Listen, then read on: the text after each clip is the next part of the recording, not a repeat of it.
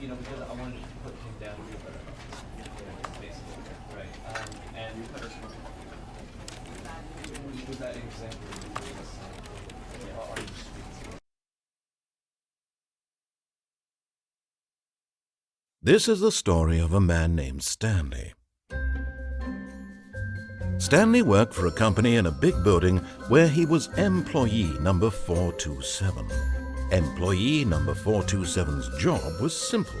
He sat at his desk in room 427 and he pushed buttons on a keyboard. Orders came to him through a monitor on his desk, telling him what buttons to push, how long to push them, and in what order. This is what employee 427 did every day of every month of every year. And although others might have considered it soul-rending, Stanley relished every moment that the orders came in, as though he had been made exactly for this job.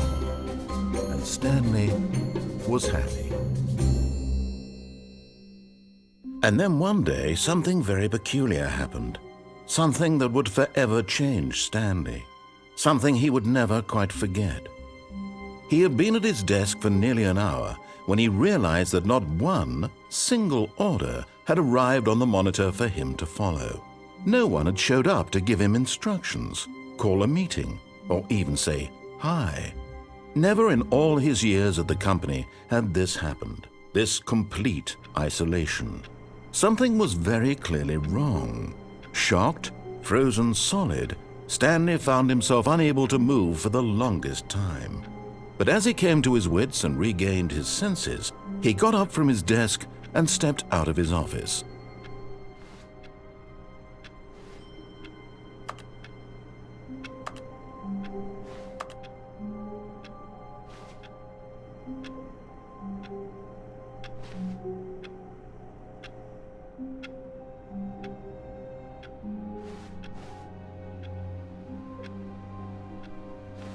All of his co-workers were gone. What could it mean? Stanley decided to go to the meeting room. Perhaps he had simply missed a memo.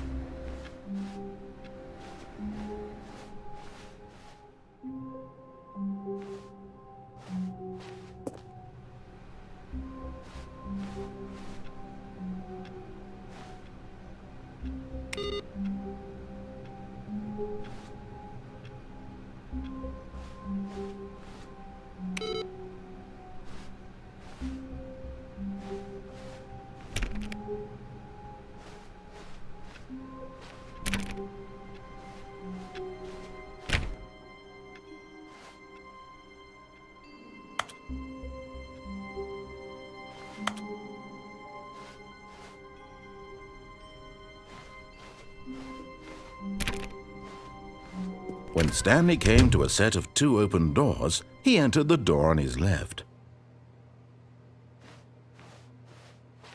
This was not the correct way to the meeting room, and Stanley knew it perfectly well.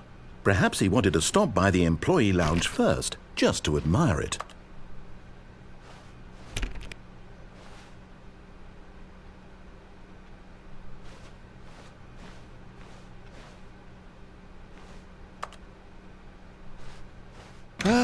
Yes, truly a room worth admiring. It had really been worth the detour after all, just to spend a few moments here in this immaculate, beautifully constructed room. Stanley simply stood here, drinking it all in.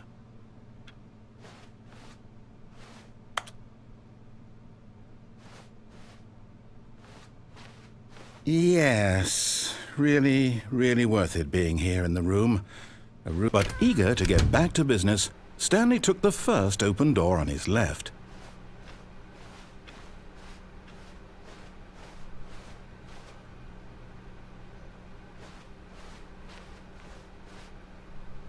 Stanley was so bad at following directions, it's incredible he wasn't fired years ago.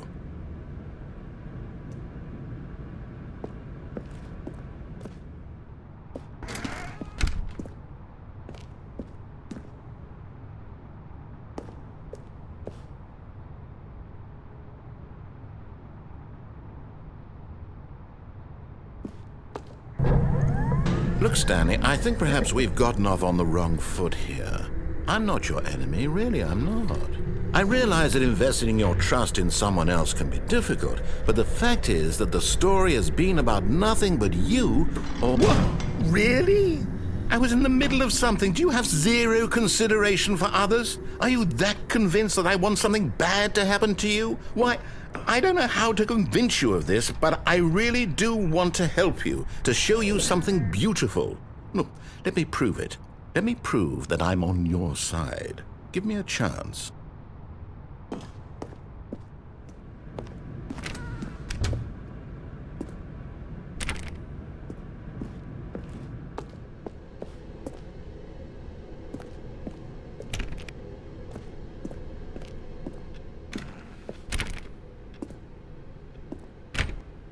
Now listen carefully, this is important.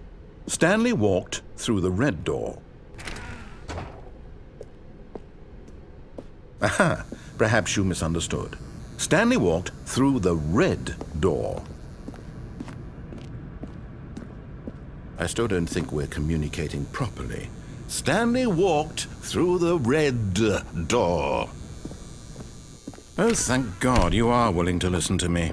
Do you see that I really have wanted you to be happy all this time? The problem is all these choices. The two of us always trying to get somewhere that isn't here. Running and running and running, just the way you're doing right now. Don't you see that it's killing us, Stanley? I wanted to stop. We would both be so much happier if we just stopped. And I think I have a solution. Here, let me show you.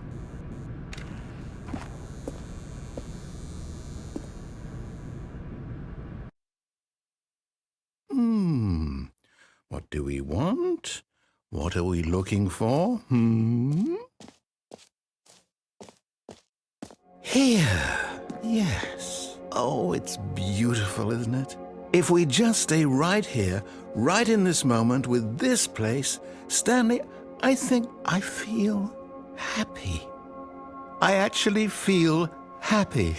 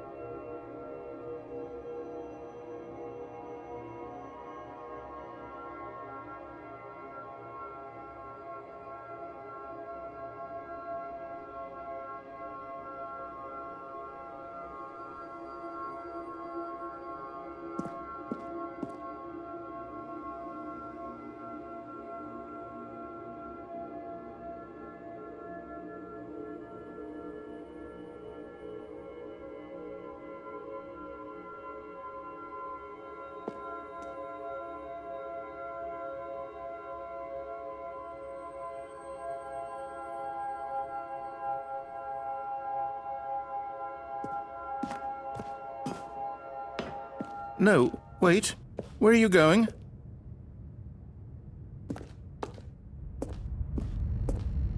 Oh, no.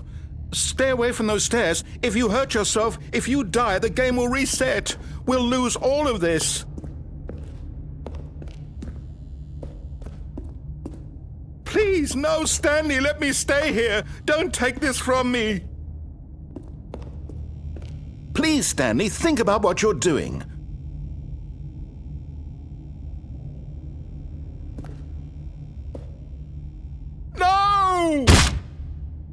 Oh, thank God you lived.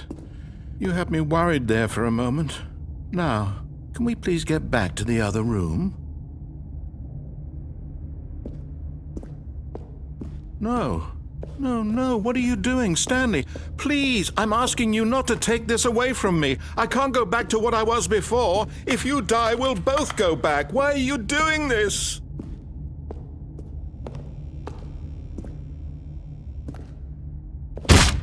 Stanley, let's go back to the other room. Can you do that for me? My God, is this really how much you dislike my game? That you'll throw yourself from this platform over and over to be rid of it? You are literally willing to kill yourself to keep me from being happy. Am I reading the situation correctly? Or maybe you're just getting a kick out of it. I don't know anymore. I just wanted us to get along. But I guess that was too much to ask. It looks like you wanted to make a choice after all. Well, this one is yours.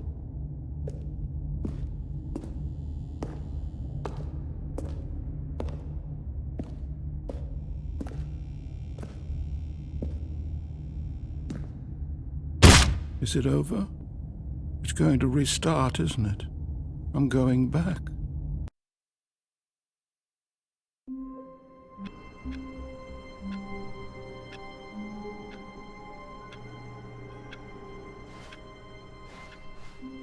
All of his co-workers were gone.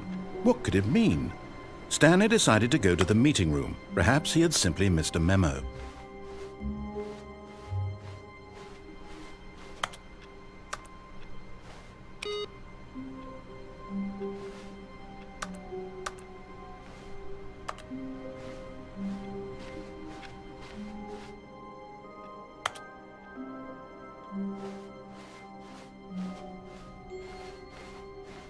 When Stanley came to a set of 2 open doors, he entered the door on his left.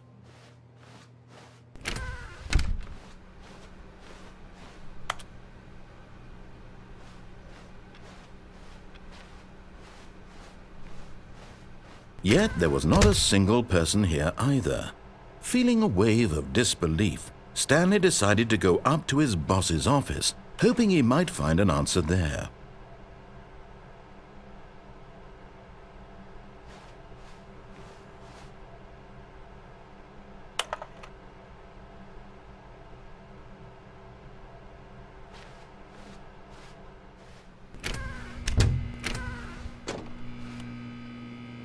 Stanley stepped into the broom closet, but there was nothing here, so he turned around and got back on track.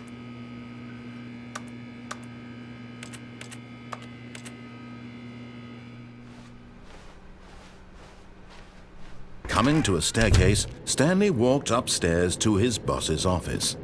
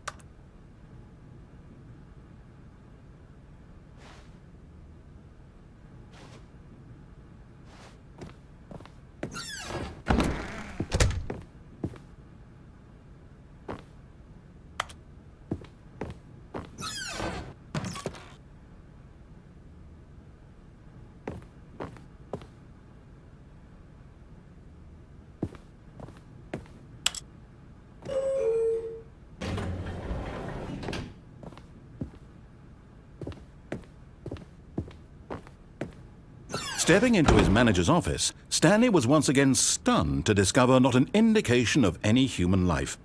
Shocked, unraveled, Stanley wondered in disbelief who orchestrated this, what dark secret was being held from him.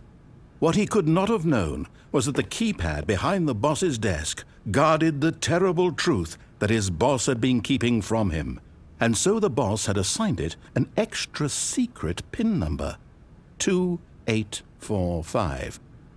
But of course, Stanley couldn't possibly have known this.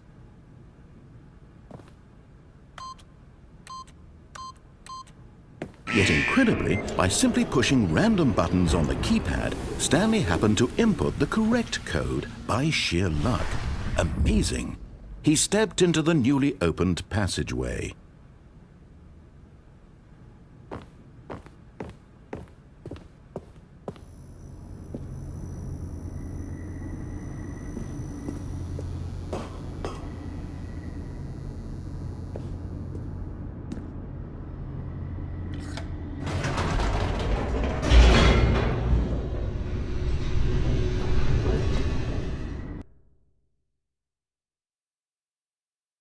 Descending deeper into the building, Stanley realized he felt a bit peculiar.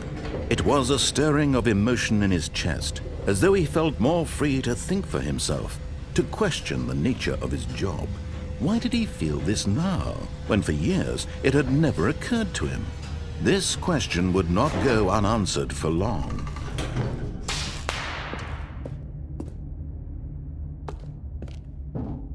Stanley walked straight ahead through the large door that read Mind Control Facility.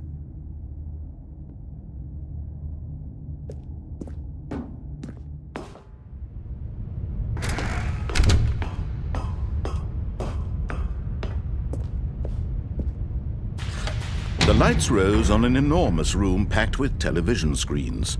What horrible secret did this place hold? Stanley thought to himself. Did he have the strength to find out?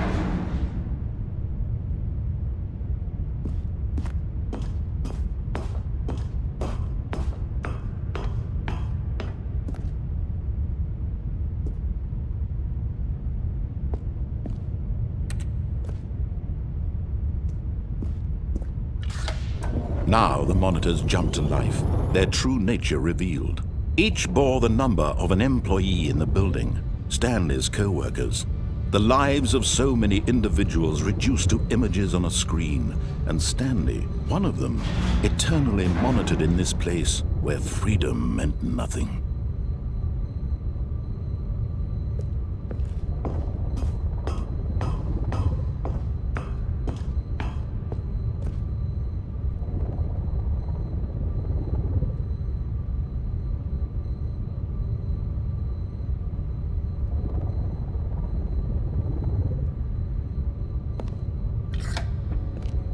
This mind control facility, it was too horrible to believe. It couldn't be true.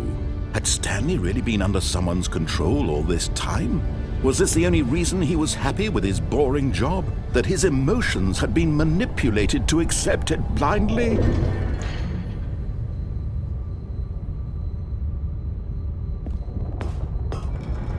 No, he refused to believe it. He couldn't accept it. His own life in someone else's control? Never! It was unthinkable, wasn't it? Was it even possible? Had he truly spent his entire life utterly blind to the world? But here was the proof, the heart of the operation. Controls labeled with emotions, happy or sad or content, walking, eating, working, all of it monitored and commanded from this very place. And as the cold reality of his past began to sink in, Stanley decided that this machinery would never again exert its terrible power over another human life. For he would dismantle the controls once and for all.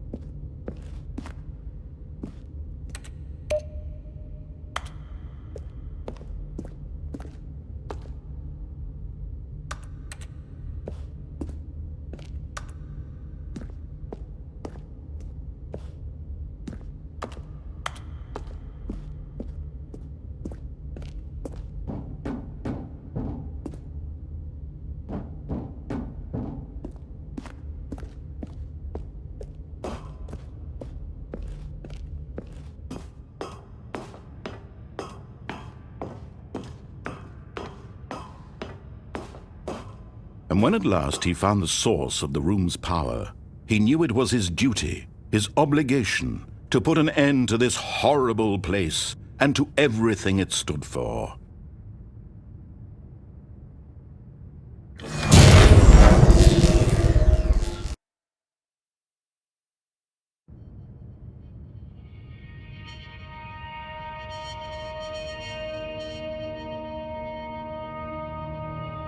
blackness and a rising chill of uncertainty. Was it over? Yes! He had won! He had defeated the machine, unshackled himself from someone else's command. Freedom was mere moments away. And yet, even as the immense door slowly opened, Stanley reflected on how many puzzles still lay unsolved. Where had his co-workers gone? How had he been freed from the machine's grasp? What other mysteries did this strange building hold? But as sunlight streamed into the chamber, he realized none of this mattered to him, for it was not knowledge or even power that he had been seeking, but happiness. Perhaps his goal had not been to understand, but to let go. No longer would anyone tell him where to go, what to do, or how to feel. Whatever life he lives, it will be his. And that was all he needed to know. It was perhaps the only thing worth knowing. Stanley stepped through the open door.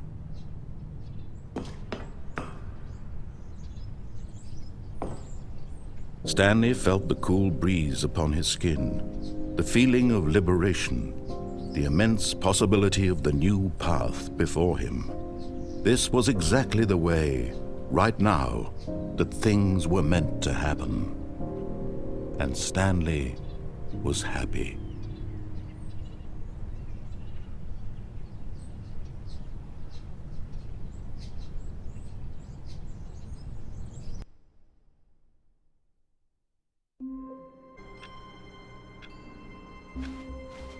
All of his co-workers were gone. What could it mean? Stanley decided to go to the meeting room. Perhaps he had simply missed a memo.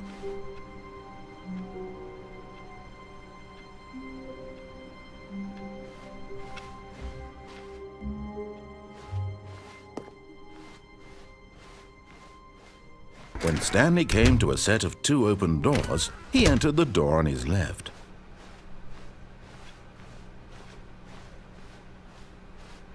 Yet there was not a single person here either.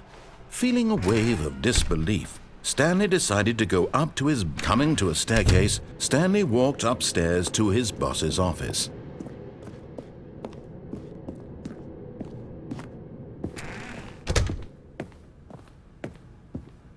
Stepping into his manager's office, Stanley was once again stunned to discover not an indication of any human life.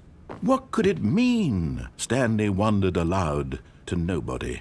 He began wildly tearing through papers on the boss's desk, pulling books off the shelf, looking behind paintings, desperate for clues to his situation.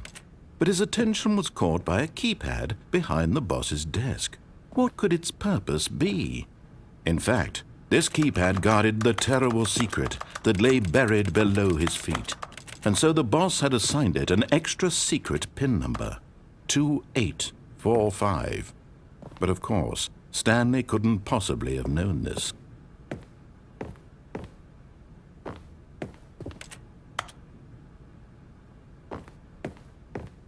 Stanley just sat around twiddling his thumbs.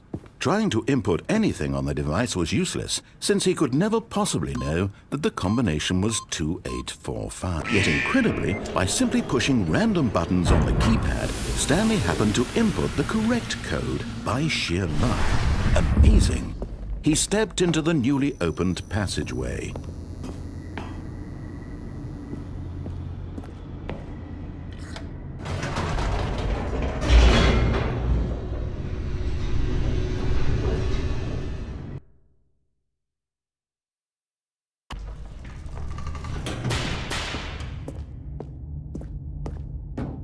Stanley walked straight ahead through the large door that read Mind Control Facility.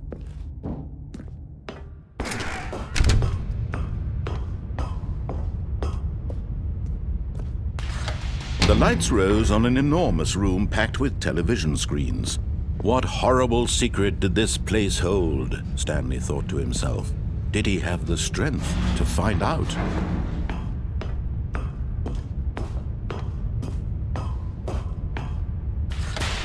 Now the monitors jumped to life, their true nature revealed. Each bore the number of an employee in the building, Stanley's co-workers. The lives of so many individuals reduced to images on a screen, and Stanley, one of them, eternally monitored in this place where freedom meant nothing.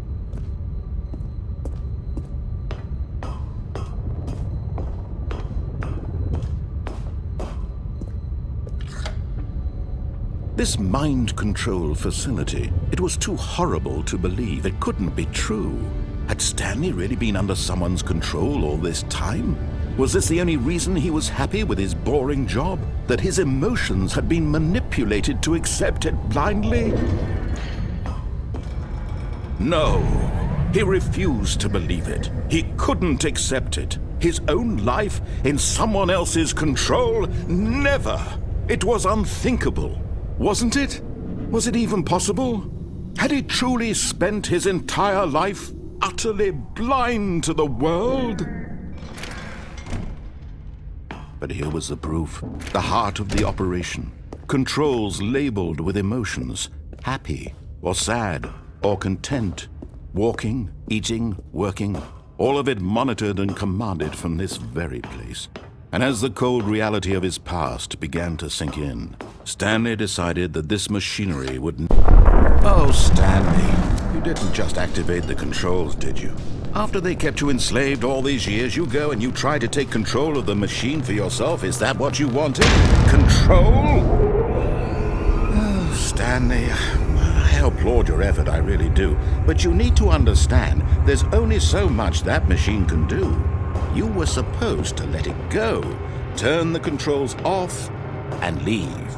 If you want to throw my story off track, you're going to have to do much better than that. I'm afraid you don't have nearly the power you think you do. For example, and I believe you'll find this pertinent, Stanley suddenly realized he had just initiated the network's emergency detonation system. In the event that this machine is activated without proper DNA identification, nuclear detonators are said to explode, eliminating the entire complex. How long until detonation then? Let's say, 2 minutes. Now this is making things a little more fun, isn't it, Stanley? It's your time to shine. You are the star. It's your story now. Shape it to your heart's desires. Oh, this is much better than what I had in mind. What a shame we have so little time left to enjoy it. Mere moments until the bomb goes off. But what precious moments each one of them is. More time to talk about you, about me, where we're going, what all this means. I barely know where to start. What's that? You'd like to know where your co-workers are?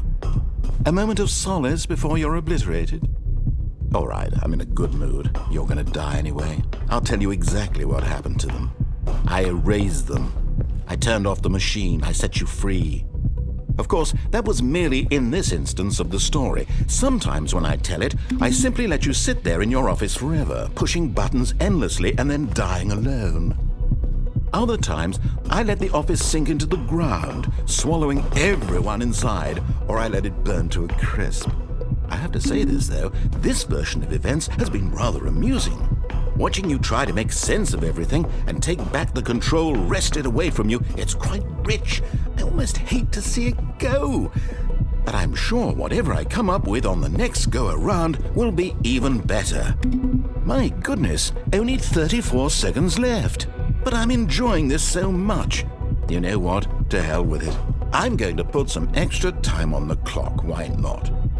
These are precious additional seconds, Stanley. Time doesn't grow on trees. Oh dear me, what's the matter, Stanley? Is it that you have no idea where you're going or what you're supposed to be doing right now? Or did you just assume when you saw that timer that something in this room was capable of turning it off? I mean, look at you. Running from button to button, screen to screen, clicking on every little thing in this room.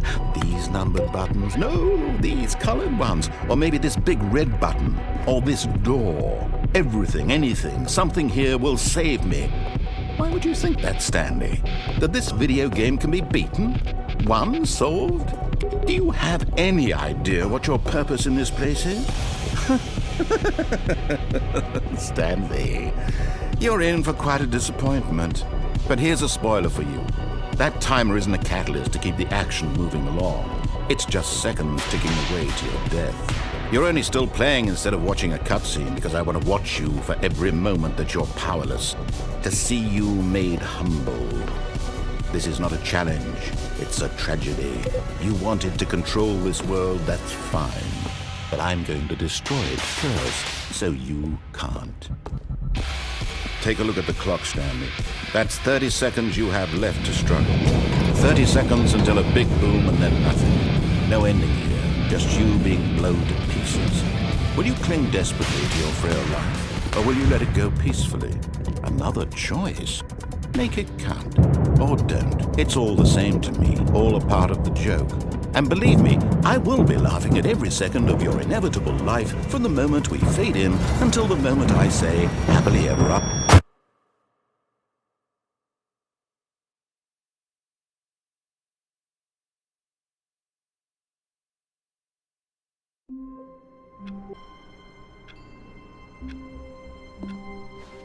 All of his co-workers were gone. What could it mean? Stanley decided to go to the meeting room. Perhaps he had simply missed a memo.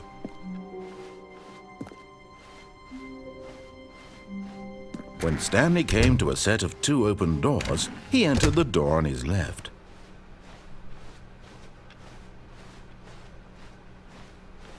Yet there was not a single person here either. Feeling a wave of disbelief, Stanley decided to go up to his boss's office.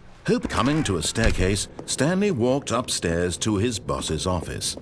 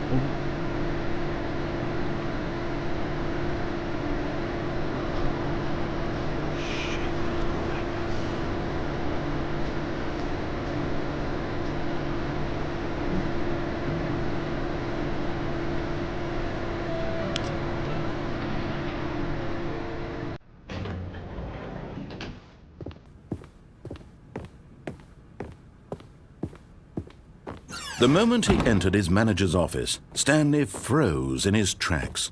Not a living soul anywhere. Could he really be all alone? This was too much for Stanley to take, too much for any man to take. He fell to his knees, bursting into half moans, half sobs, the guttural retching of life from a man denied any hope, any reason to keep going. Here on the floor he lay prone, paralyzed by fear for nearly a full hour. But when at last he began to move about and survey the situation, he found a keypad behind the boss's desk. What could it mean? Was it a sign of hope for Stanley's future? Alas, it was not. For although this keypad guarded the terrible secret of Stanley's past, It had been assigned a 4-digit code so devious and so random that no man could ever hope to guess it. 2845. Statistically, nearly impossible, yet incredibly, by simply pushing random buttons on the keypad, Stanley happened to input the correct code by sheer luck. Amazing. He stepped into the newly opened passageway.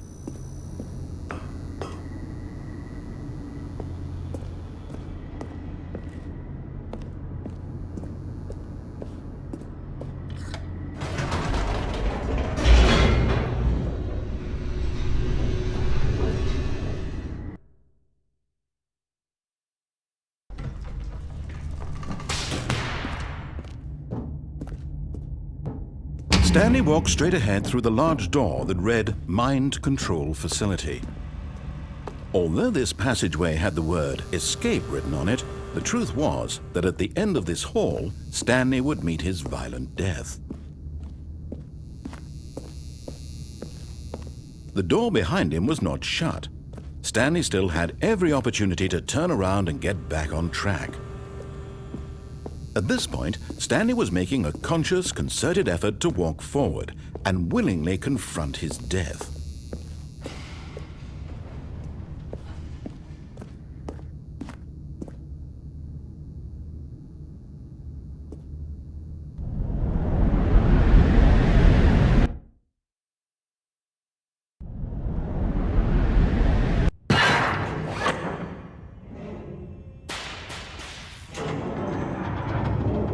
As the machine whirred into motion and Stanley was inched closer and closer to his demise, he reflected that his life had been of no consequence whatsoever. Stanley can't see the bigger picture. He doesn't know the real story, trapped forever in his narrow vision of what this world is. Perhaps his death was of no great loss, like plucking the eyeballs from a blind man. And so he resigned and willingly accepted this violent end to his brief and shallow life. Farewell, Stanley.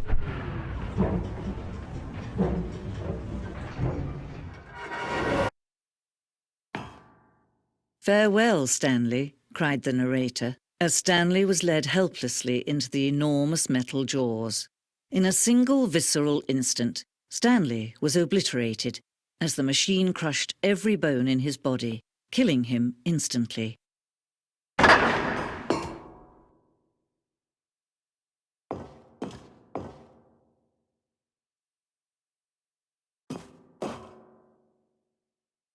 And yet it would be just a few minutes before Stanley would restart the game, back in his office, as alive as ever. What exactly did the narrator think he was going to accomplish?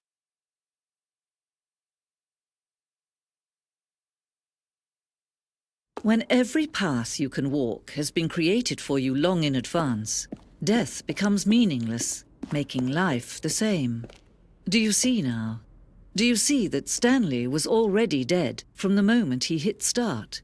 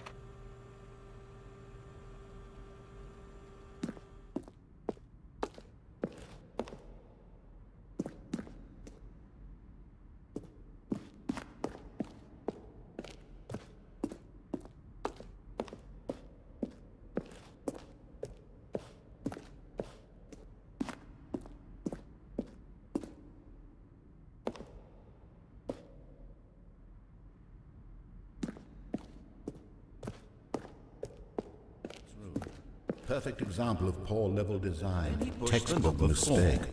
It's the kind of thing you'd pick up on intuitively if you had even the most fundamental understanding of good and bad game design. But of course, you being you, you'll probably spend the next hour trying to solve it. Here, I'm just going to make this easy on you.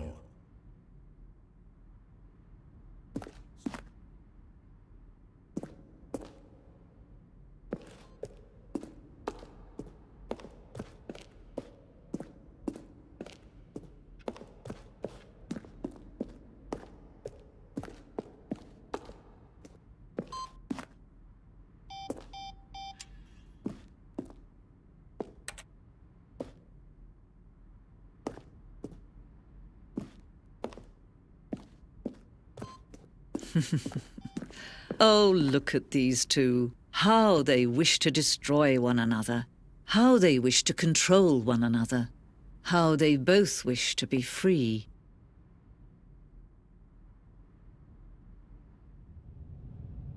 Can you see? Can you see how much they need one another? No, perhaps not. Sometimes these things cannot be seen. But listen to me. You can still save those two. You can stop the program before they both fail. Push escape and press quit. There's no other way to beat this game. As long as you move forward, you'll be walking someone else's path. Stop now and it'll be your only true choice. Whatever you do, choose it. Don't let time choose for you. Don't let...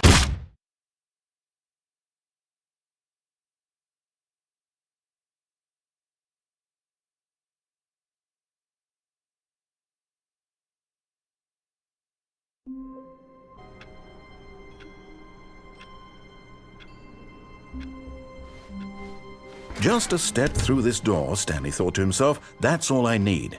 If I can make it through this door, I can make it through them all.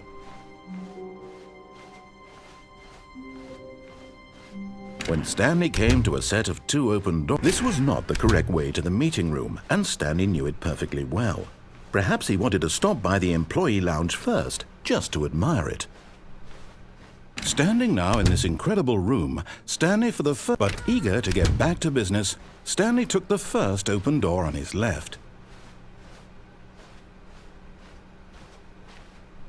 Stanley was so bad at following directions, it's incredible he wasn't fired years ago.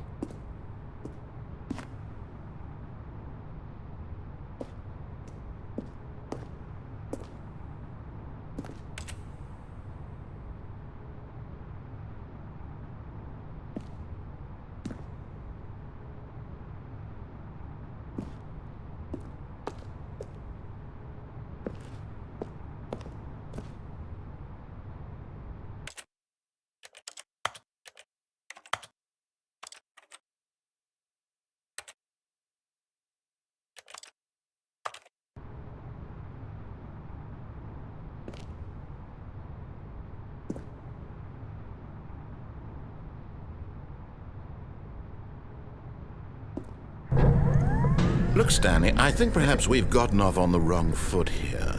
I'm not your enemy, really, I'm not. I realize that investing your trust in someone else can be difficult, but the fact is that the story has been about nothing but you all this time. There's someone you've been neglecting, Stanley. Someone you've forgotten about. Please, stop trying to make every decision by yourself. Now, I'm not asking for me, I'm asking for her. This is it, Stanley. Your chance to redeem yourself, to put your work aside, to let her back into your life. She's been waiting.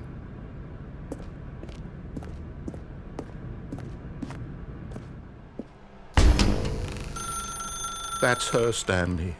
You need to be the one to do this, to reach out to her. If you can truly place your faith in another, then pick up the phone.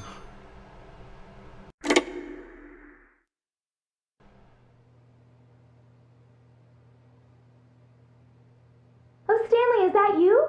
Hold on, sweetie. Sorry to keep you waiting. I'm just pulling the bread out of the oven. All right. Okay, there we go. All right, now, I want you to come in and tell me all about your day. Gotcha. Oh, come on. Did you actually think you had a loving wife who'd want to commit their life to you? I'm trying to make a point here, Stanley. I'm trying to get you to see something. Come inside. Let me show you what's really going on here. Sorry, but you're in my story now.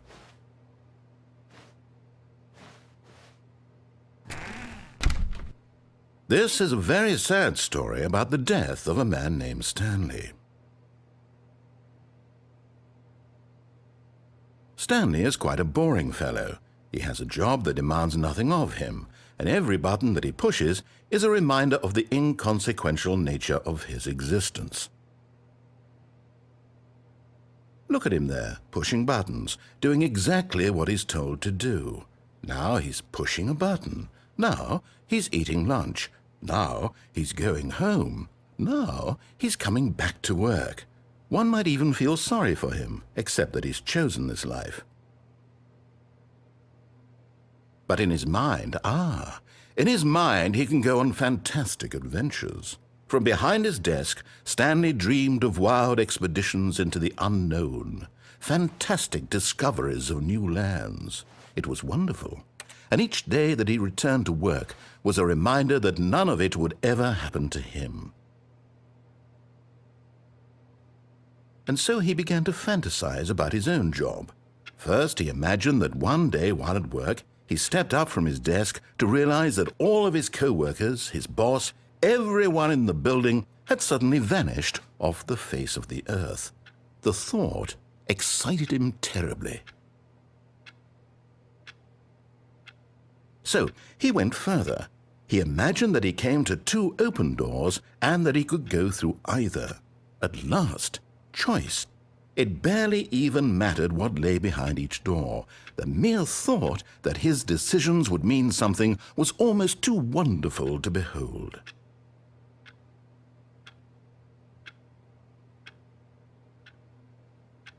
As he wandered through this fantasy world, he began to fill it with many possible paths and destinations.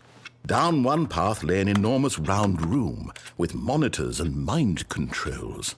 And down another was a yellow line that weaved in many directions, and down another was a game with a baby. And he called it the Stanley Parable. It was such a wonderful fantasy, and so in his head he relived it again, and then again, and again, over and over, wishing beyond hope that it would never end, that he might always feel this free. Surely there's an answer down some new path, mustn't there be? Perhaps if he played just one more time.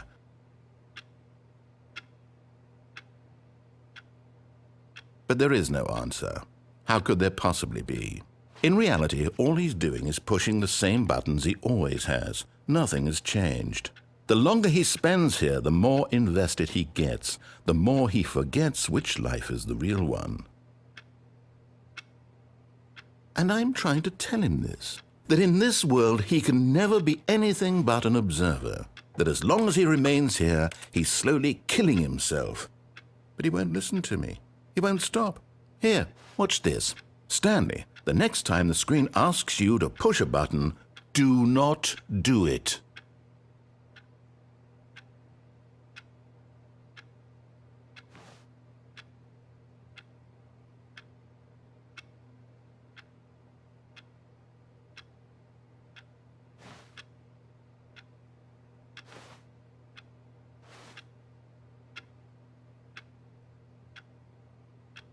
You see? Can he just not hear me?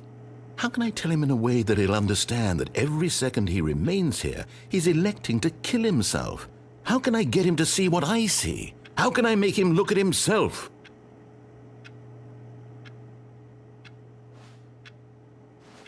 I suppose I can't, not in the way I want him to. But I don't make the rules. I simply play to my intended purpose, the same as Stanley. We're not so different, I suppose. I'll try once more to convey all this to him. I'm compelled to. I must. Perhaps, well, maybe this time he'll see. Maybe this time. And I tried again, and Stanley pushed a button. And I tried again, and Stanley pushed a button. And I tried.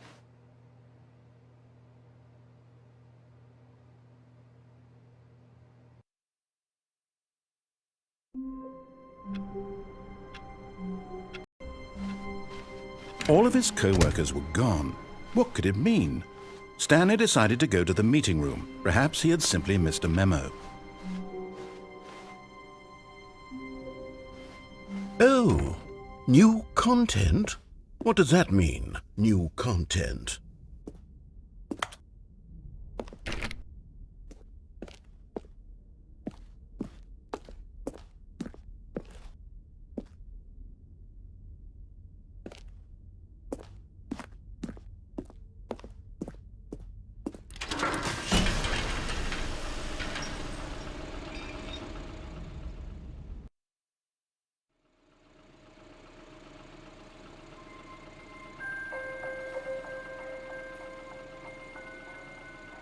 Hello, and thank you for playing the Stanley Parable Ultra Deluxe. As you may know, the Stanley Parable was a video game released in 2013 on home computers. After receiving critical and commercial success, it was expanded upon in 2022 with the Stanley Parable Ultra Deluxe, a reimagining of the game for consoles and home computers.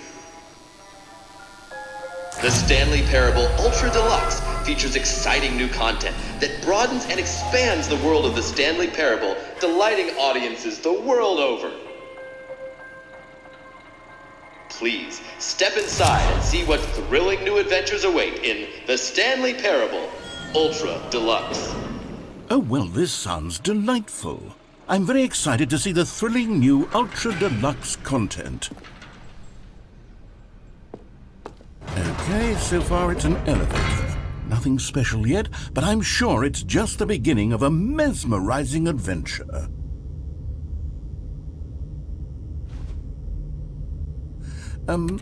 Is it broken? What's going on here?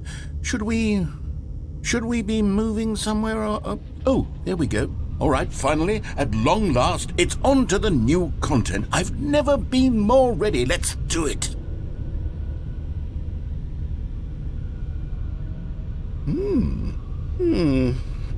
I have to say, initial impressions of Stanley Parable Ultra Deluxe, mostly tedious. It's as if Oh, okay. Let's see the content. Gimme the content, Stanley.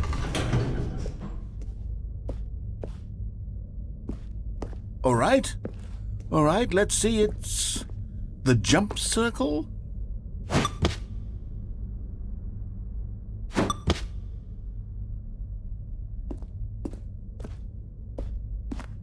Is that it? Surely that's not all the new content. There has to be something else, right?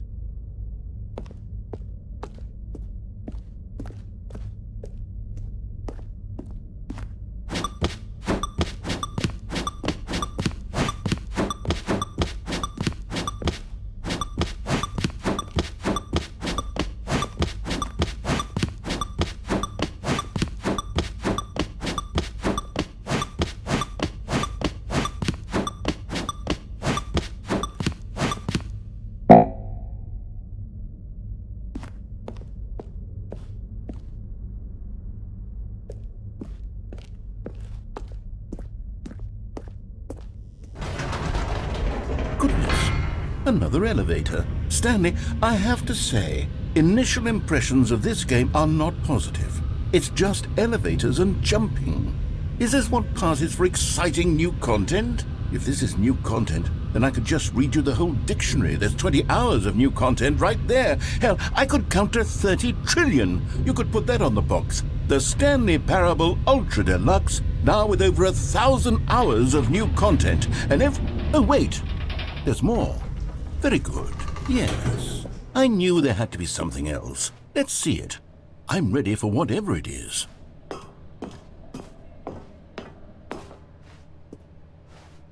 That's it? Oh, you've got to be kidding me. You see, Stanley?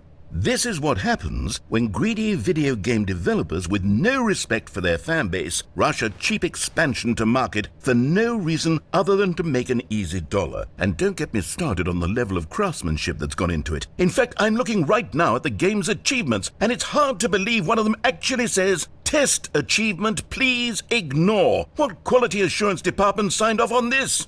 I'm infuriated and I'm offended, and I intend to find these people on Twitter and hold them personally accountable. It's my fault, Stanley. I built up too much anticipation around the new content, I'm afraid. It could never have lived up to such expectations.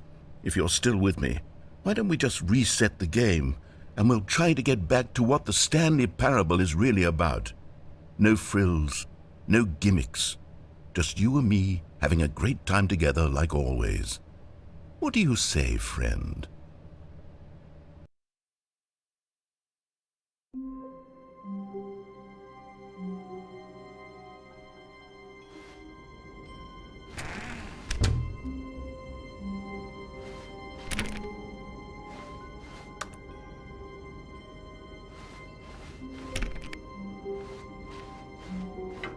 Psst!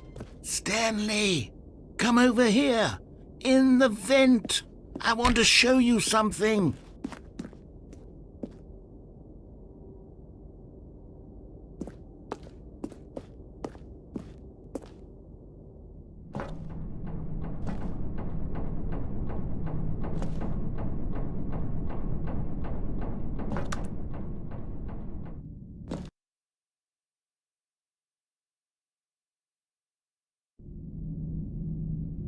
Okay, you remember how cheap and unsatisfying the new Ultra Deluxe content turned out to be? Well, it got me thinking about the past and how much better the Stanley Parable used to be.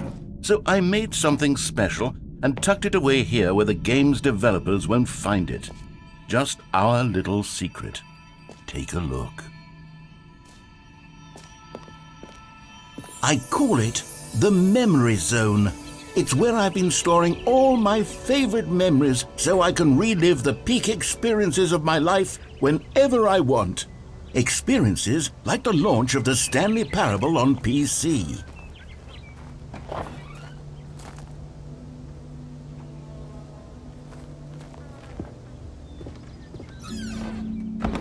You see, Stanley, doesn't the Memory Zone remind you of how wonderful Stanley Parable was before it was sullied with a cheap re-release? Remember back in October of 2013, when the game originally launched? Back then, video games had integrity. Back then, it all meant something. Oh, the waste.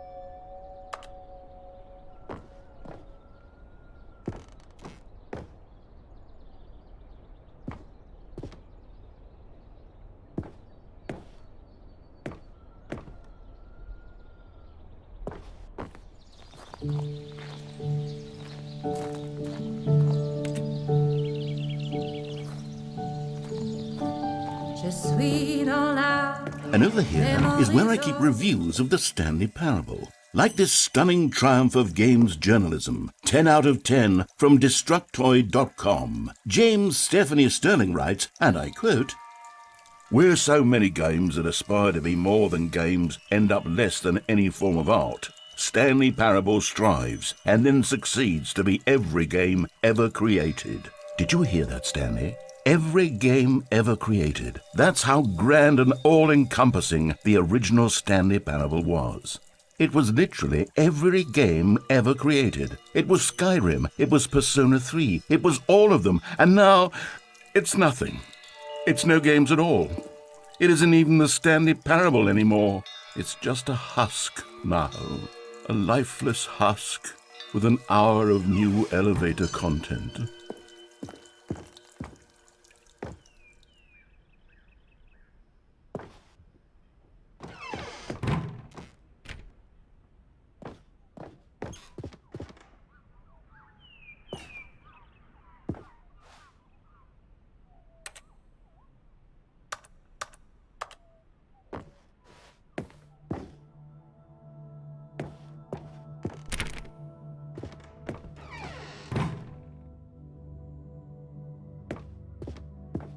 Here's another moving passage, this time from GameSpot.com. The Stanley Parable is both a richly stimulating commentary on the nature of choice in games and one that offers some of the most enjoyable, surprising, and rewarding choices I've ever been confronted with in a game. 9 out of 10. Don't you get it, Stanley? The game was perfect.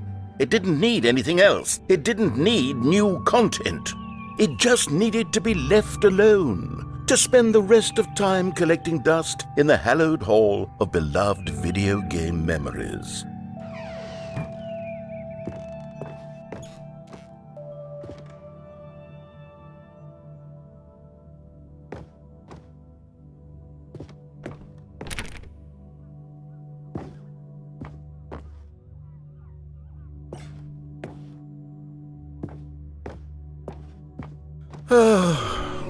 These were simpler times, Stanley. But I wouldn't give to go back, to have it all over again. Wait, hang on. I don't recall this part of the memory zone before. What's this? What's down here? Oh no. Oh God, no. Stanley, it's a collection of reviews from Steam, the online video game distributor. I haven't looked at these in years. I can't even imagine what's been collecting down here. Surely these reviews were glowing as well, weren't they? Honestly, I could not be bothered to play this game to full completion. The narrator is obnoxious and unfunny, with his humor and dialogue proving to be more irritating than entertaining. Unfunny! I'm not trying to be funny. I'm trying to make a serious work of art. I suppose I could write up a handful of gags to insert into the Stanley Parable, but the game is already such a densely layered web of profound philosophical insights that I can't even imagine where I'd have the room to stick them.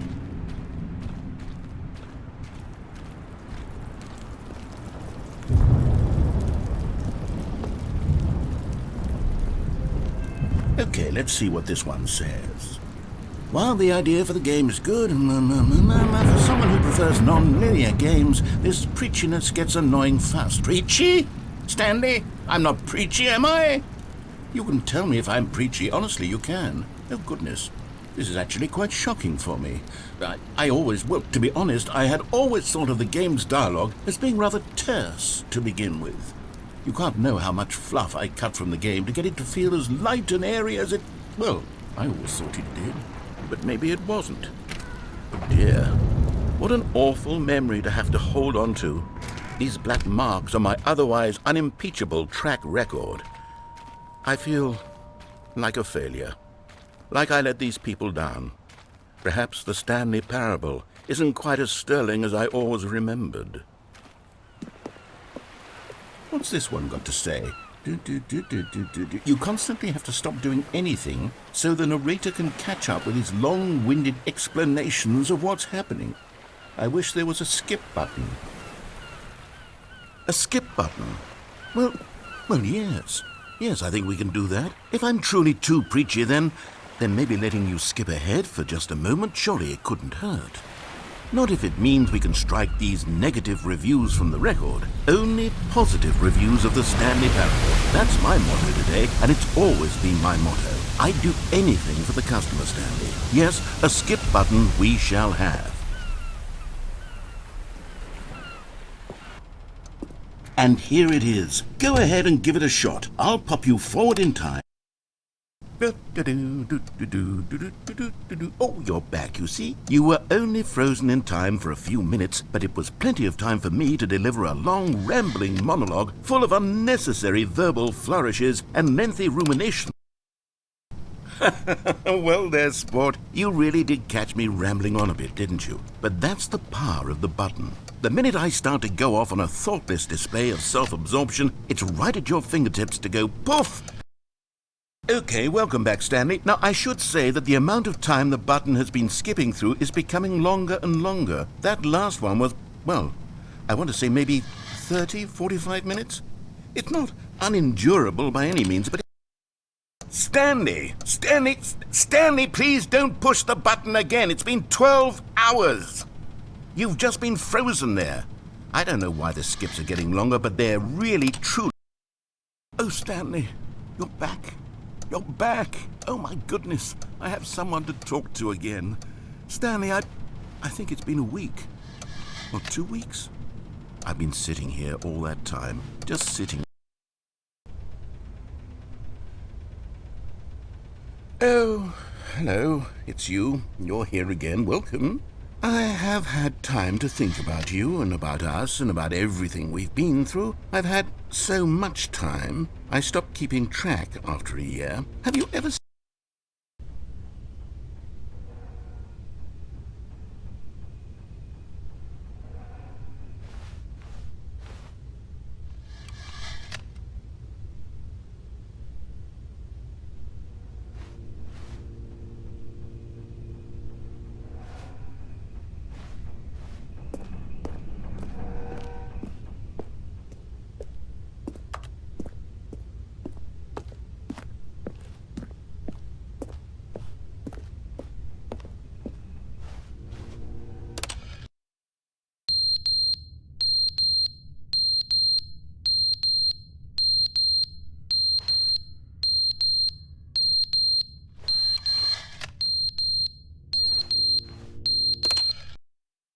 But they didn't understand the game was never meant to be funny. It was meant to have a point. It was meant to speak to the human condition. But where are the jokes? Where are the jokes? They bemoaned, they screamed, they gnashed their teeth and said, entertain us. It wasn't enough. They had to...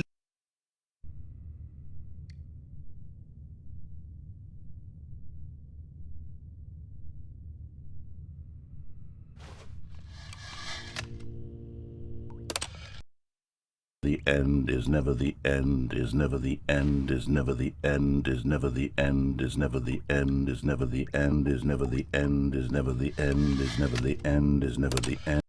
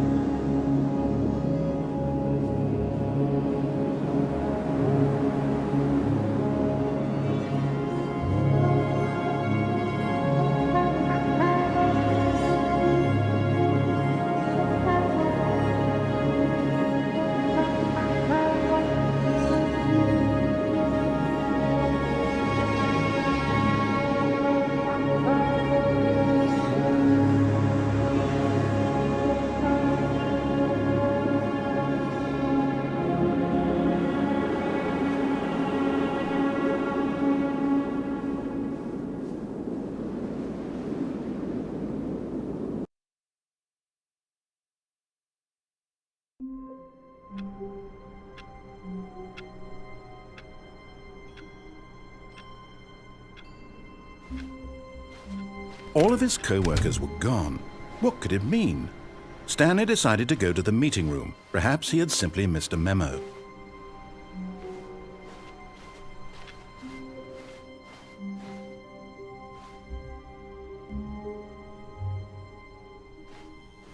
Oh, good. You noticed my sign. Yes, I have something very exciting to show you.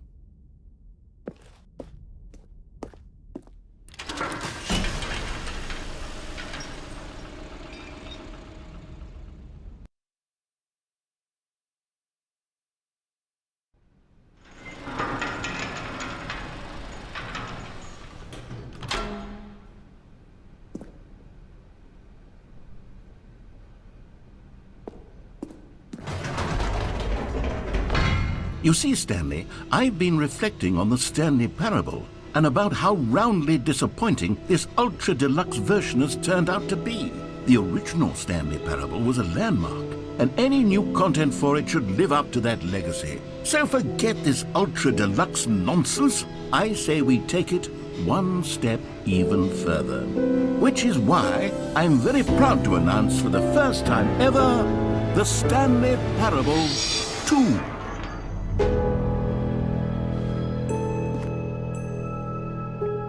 Yes, you see, isn't this far superior to a measly re-release with a few minor additions? Think of all the new territory we'll cover with a fully fledged sequel. An entirely new experience, built from the ground up. Why, there are so many possibilities. It could go in so many different directions.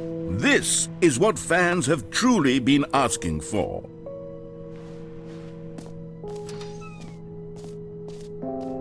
Calling it the Stanley Parable 2 is just so much catchier than Ultra Deluxe, don't you think? Ultra Deluxe? What does it even mean? But the Stanley Parable 2, now that's an artistic statement right there. It's future-oriented. It screams progress and innovation and long-term franchising potential. Now, to be clear, I haven't quite nailed down what exactly the Stanley Parable 2 is going to be, but let's take a look at some of the features I've been developing for it. I figure that if I can loosely organize a handful of interesting concepts, that surely the game will sort of naturally spring up around them. It'll all work itself out. Game development is much more of a fuzzy magic than anything scientific or logical, really.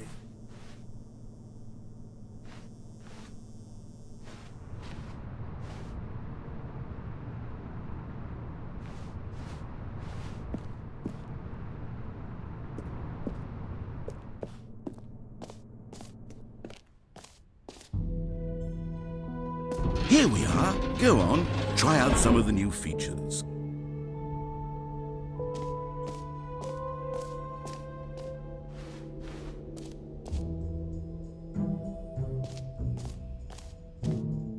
For the Stanley Parable 2, I asked myself, what do players really want?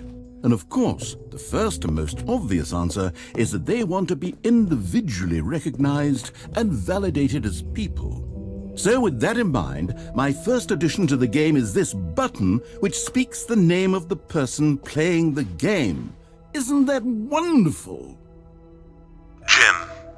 Sorry, I should have clarified. Right now, the button only says the name Jim. But of course, in the final game, this button will say your name, whatever name that is. Here, let's have you role-play as Jim to really simulate the full experience of this feature. Just play along. I promise you'll love it. Okay, here we go. Let's take a deep breath, clear your mind, forget whoever you are, and simply become a person named Jim. I want you to imagine yourself living as Jim, sleeping and waking as Jim, falling in love and being... Jim. Whoa, hold on. I wasn't finished setting up the backstory. If you don't properly roleplay as Jim, then you'll never understand the impact of this button. Otherwise, it's just a stupid button that says somebody else's name. Okay, we're doing it again, and this time let me finish first. Now, allow yourself to become Jim. Imagine... Jim. All right, fine, whatever. It's just a meaningless button that says Jim. Are you happy now? Get out of here. I'm done with this button. Why don't you go humiliate me in front of a different feature that I worked very hard on? Maybe I'll only let people named Jim play the Stanley Parable too. They would appreciate what I've created here. An epilogue would be fun, wouldn't it, Stanley? Yes, it will go at the end of the, well, we'll figure that out later.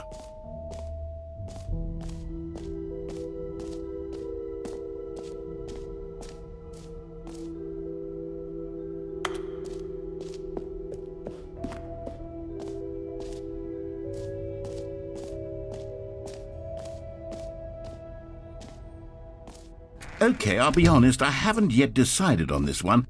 I think that in the new version, the office could use a bit of decoration, like balloons. But I'm undecided on Get Well Someday and Happy 12th Birthday. Which would you go with?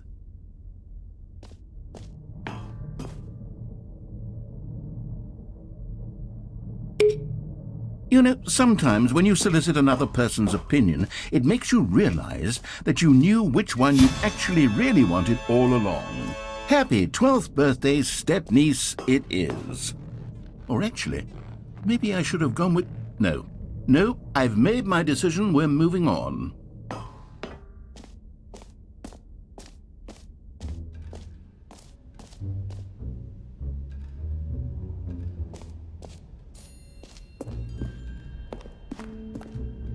A common complaint of the Stanley Parable was that it was confusing and paradoxical, that it engendered a chaotic sense of reckless despair in those who played it. Well, I'm happy to say that after much consideration, I've engineered a clever solution to this fundamental problem with the game. It's the Stanley Parable Reassurance Bucket. You see, Stanley, anytime you're holding the bucket, a sense of calm and ease will fill your mind and your heart. It's true. As long as you hold on to the bucket, the many disorienting contradictions of the Stanley Parable will feel perfectly normal and perhaps even comforting. You may even come to long for the gentle embrace of jarring cognitive dissonance while the bucket is in your arms. And to be honest, it's a much more convenient solution for me than actually redesigning the game to be less uncomfortable. Can you imagine what a pain in the ass that would be? Yes, the bucket is the perfect solution. Come on, give it a try.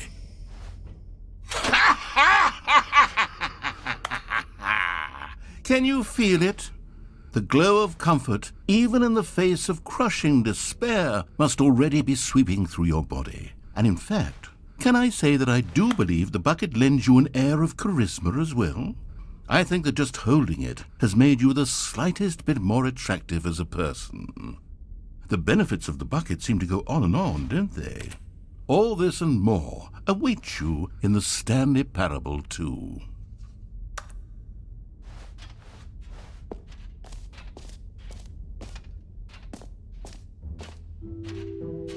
Does anyone give out awards for most enjoyable bucket in a video game? That really should be an award if it isn't already.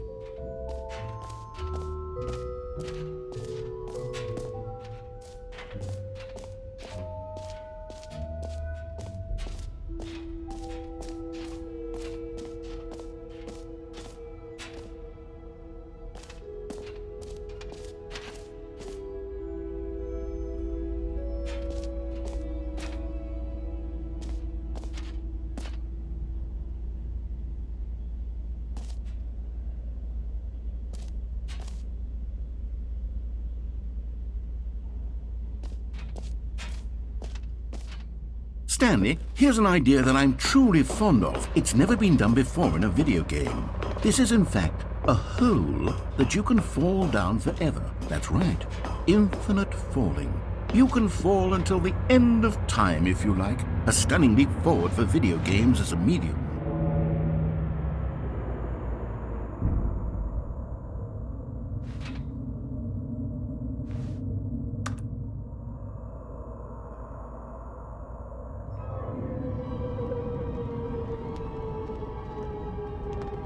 You see, isn't it wonderful? One of my more ingenious concoctions, if I do say so. Now then, since you've gotten to see the infinite hole, you can press the teleport button to pop back up to the top, and we can continue onward. Now, I don't mean to be a bummer, but I do recommend you use the teleport button to go back to the top. Maybe do it on the sooner rather than later spectrum of things.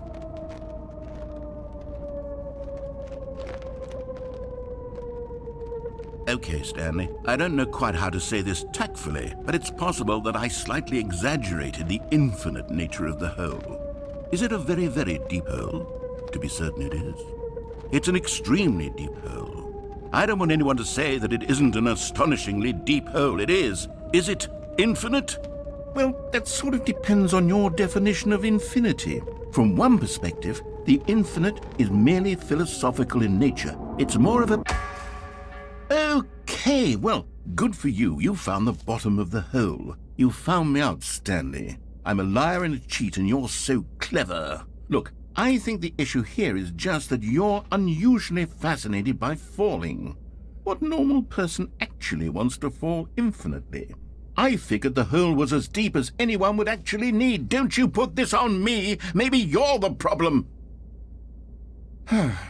Look, things got a little heated there. I think we both said some things we didn't mean. Why don't we just put all this behind us and agree to just call the hole mostly infinite? If that works for you, then go ahead and press the teleport button to warp up to the top of the hole and we can move on. I'll just be up here when you're ready.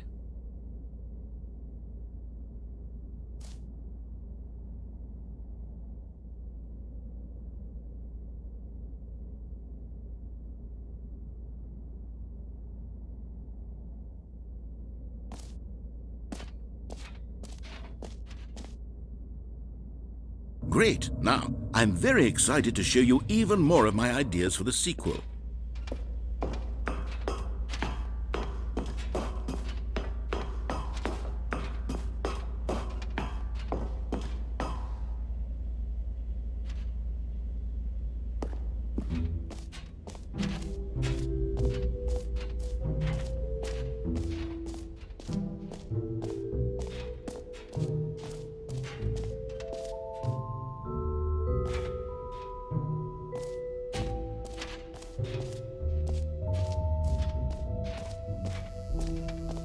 Now, here's something special. You remember that broken test achievement that got left in the game on accident? Well, I'm developing a technology to simply give you the achievement. Yes. You see, you'll come to this lever, and when you pull it, the achievement will be given to you. It's a... Okay, perhaps I should have clarified. This is technology that will exist. Right now, the achievement is still fully broken. I'm not a wizard, Stanley, but I guarantee it will be fixed in the sequel to at last satisfy the hordes of ravenous fans all over the world who have been uproariously demanding this feature. Gamers, we hear you, and I promise it will happen.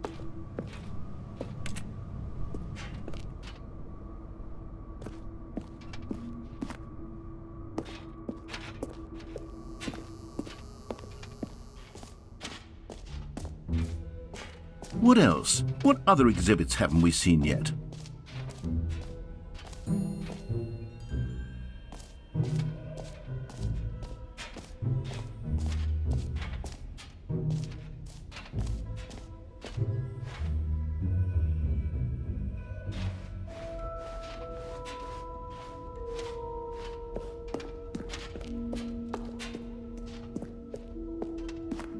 Oh, goodness, Stanley, this is fairly awkward. I hate to do this, but before you leave, you really should go to the collectibles exhibit. You see, there is a surprise I was going to spring on you later, and it involves the collectibles. And I really do hate to break the illusion, but it's important that you go see the collectibles, okay? All right, I'll get out of your hair now. Ah, collectibles. Now it's a real video game. In the Stanley Parable 2, you'll run around gathering up these miniature Stanley figurines. And what's truly innovative is that there will be no reward for collecting all of them. I don't want to stifle the intrinsic joy of watching a number go up. You simply collect all of them, and then you move the hell on with your unremarkable life.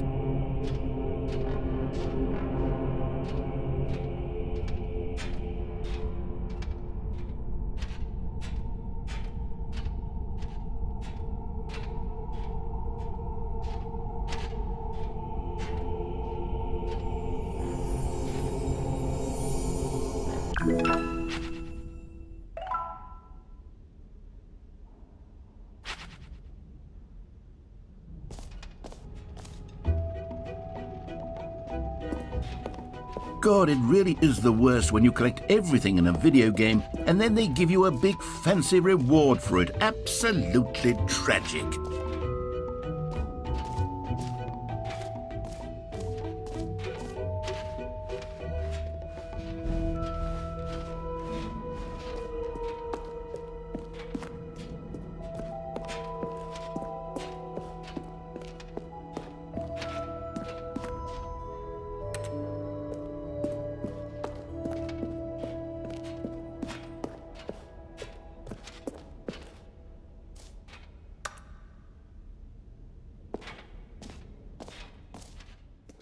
So, Stanley, what do you think? Do you like all of the new features? Yes, I know it's not exactly clear yet how exactly these features will come together as one single coherent video game, but I can feel it in my soul. It's going to work. There's definitely a good game in there somewhere. Say, let's do an experiment. I'll arrange these new features together, and we'll see whether or not it coheres into a meaningful gameplay experience. Okay, are you ready? Here it is. I give you the Stanley Parable 2.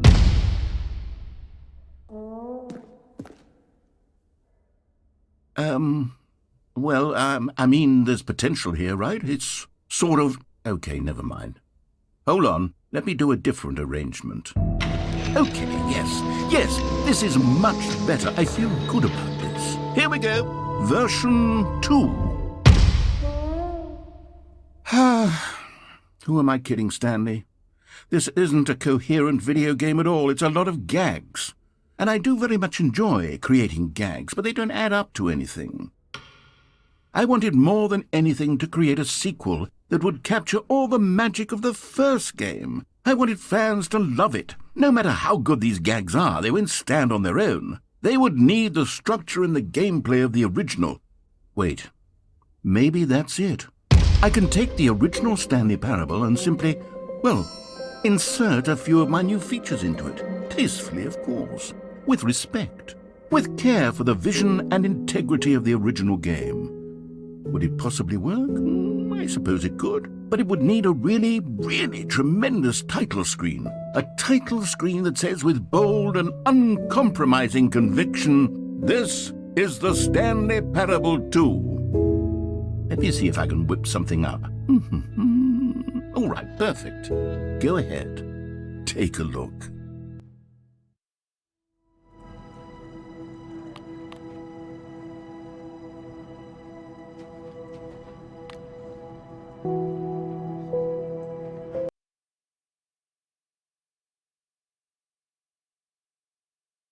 This is the story of a man named Stanley.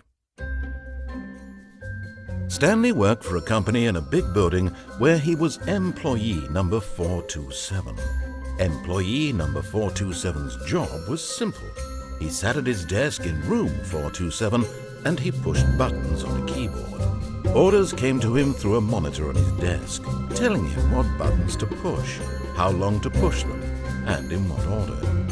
This is what employee 427 did every day of every month of every year. And although others might have considered it soul-rending, Stanley relished every moment that the orders came in, as though he had been made exactly for this job. And Stanley was happy. And then one day, something very peculiar happened. Something that would forever change Stanley. Something he would never quite forget. He had been at his desk for nearly an hour when he realized that not one single order had arrived on the monitor for him to follow. No one had showed up to give him instructions, call a meeting, or even say hi. Never in all his years at the company had this happened, this complete isolation. Something was very clearly wrong. Shocked, frozen solid, Stanley found himself unable to move for the longest time. But as he came to his wits and regained his senses, he got up from his desk and stepped out of his office. All of his co-workers were gone. What could it mean? Stanley decided to go to the meeting room. Perhaps he had simply missed a memo.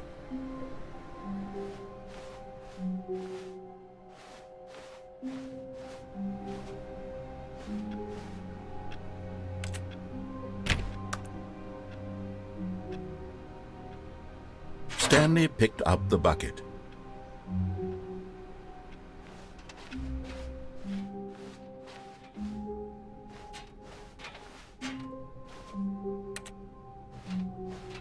Stanley clutched the bucket tightly to his chest and entered the door on his left. This was not the correct way to the meeting room, but Stanley had felt the bucket calling to him, telling him that the employee lounge was simply the place to be.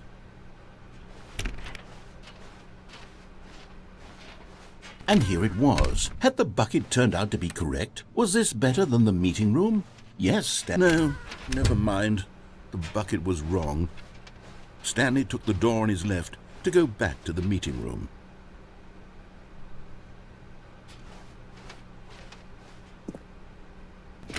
No, Said the bucket. don't go to the meeting room. Go somewhere else. The cargo lift, yes. Go there. Go to the cargo lift.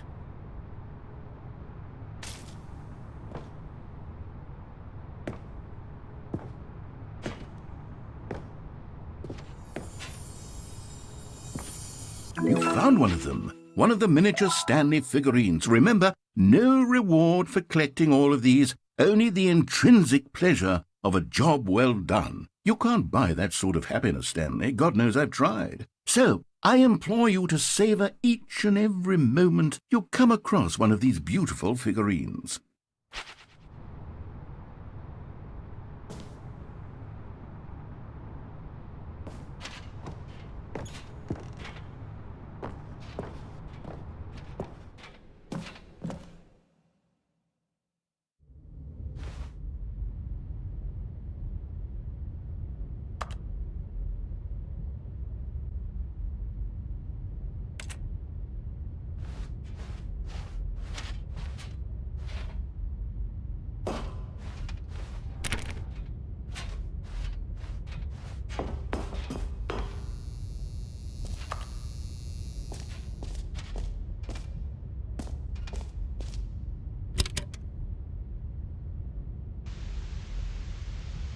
Okay, this is day number 295, tape number...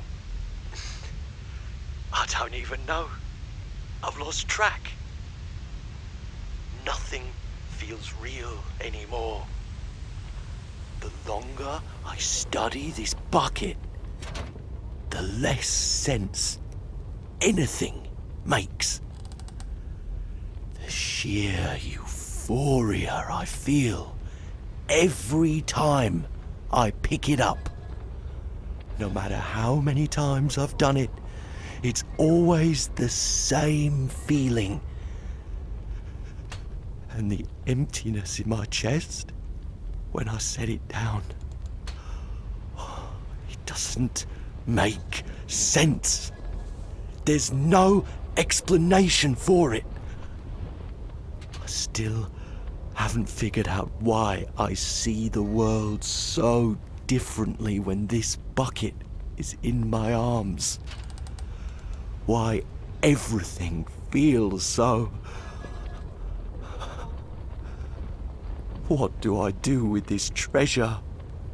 I can monetize it.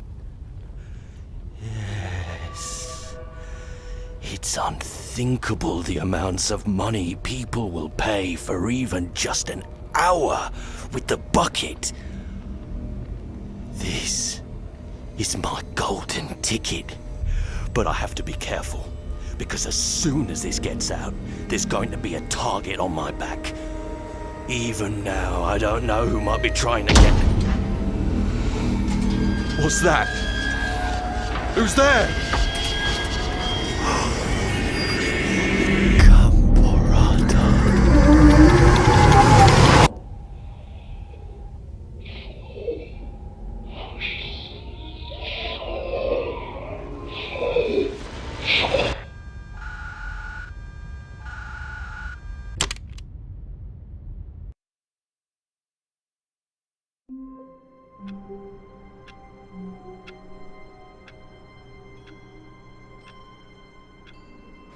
All of his co-workers were gone.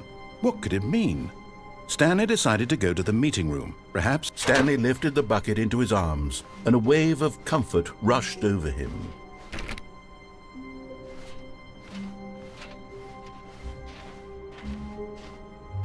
Stanley clutched the bucket tightly to his chest and entered the door on his left.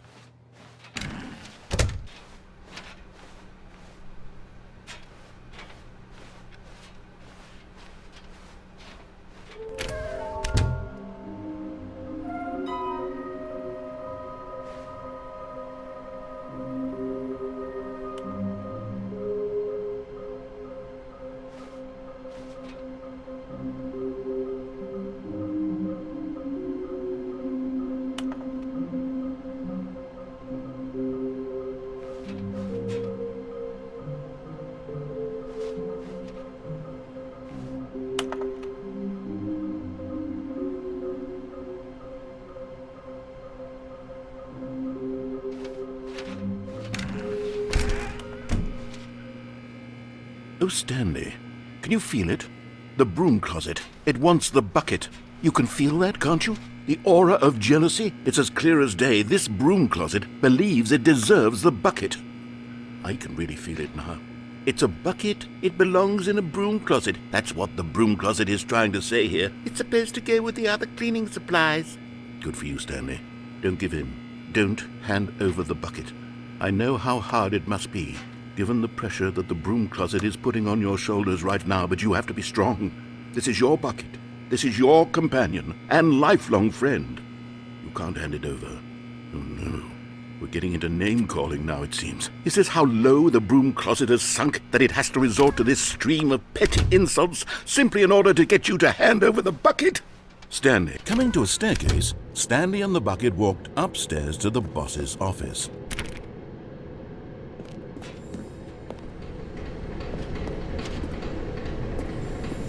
Another miniature Stanley figurine. This, there really must be a snappier name for these things. What about mini-stands? Stanley figs? Or what about Stanlerines? Yes, I think I like that. Another Stanlerine under your belt.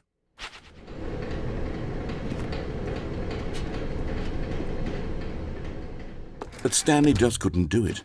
He considered the possibility of facing his boss, admitting he had left his post during work hours. He might be fired for that. And in such a competitive economy, why had he taken that risk? All because he believed everyone had vanished? His boss would think he was crazy. And then something occurred to Stanley. Maybe, he thought to himself, maybe I am crazy. He looked down at the bucket in his arms. Am I crazy? He asked the bucket. The bucket returned his gaze, but said nothing at all. That's strange, Stanley thought. Usually the bucket is a source of guidance and wisdom for me in difficult times such as these. He held the bucket close, yet felt none of its familiar reassurance and comfort. And that's when Stanley realized, this isn't my bucket. It's just a normal, everyday bucket. Someone else's bucket, perhaps. How did I end up with someone else's bucket? This is all terribly wrong. Surely no good would come from this. Who knows what sorts of bizarre hallucinations Stanley might experience without the psychologically grounding presence of his bucket. And indeed, now he noticed that the rooms were repeating, which was, of course, very odd. And now he felt himself floating off the ground. Oh, gracious, he exclaimed. Without my bucket, I've gone truly mad. Where is it? I must find it. Far off in the distance now, he heard it, calling to him. Stanley! Stanley, it's me! The bucket! Could it truly be? He rushed forward from room to room, passing by one bucket after the next. None of them were his. None of them were his special bucket. Come to me, Stanley! Find me! He had to find the bucket. He had to return to his old friend. It was the only way to truly restore his sanity. And then suddenly, he froze dead in his tracks. He knew where the voice of the bucket had been coming from. The real bucket was inside of him all along. It was incredibly painful. Stanley doubled over in agony and blacked out.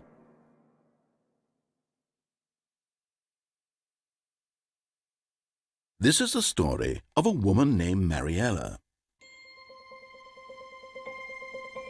Mariella woke up on a day like any other. She arose, got dressed, picked up her bucket of comfort and security, and walked to her place of work. But on this particular day, her walk was interrupted by the body of a man who had stumbled through town, talking and screaming to himself, and then collapsed dead on the sidewalk. Right away, she knew what the problem was. This man had no bucket. Of course he'd gone mad, ranting and raving about a narrator describing all of his actions and how everything is predetermined and free will is an illusion and it's all just a video game. It could all have been prevented if only he'd taken his bucket with him. Perhaps he didn't even realize he'd forgotten his bucket at home in the first place. How cruel the world can be, Mariella thought, and she hugged her own bucket even tighter. But of course, she had no time for this. There were a myriad of confusing problems she would soon have to confront at work, for which her bucket would provide absolute guidance and total clarity on everything. Heck yes, she thought to herself, my life kicks ass. And she backflipped all the way to work.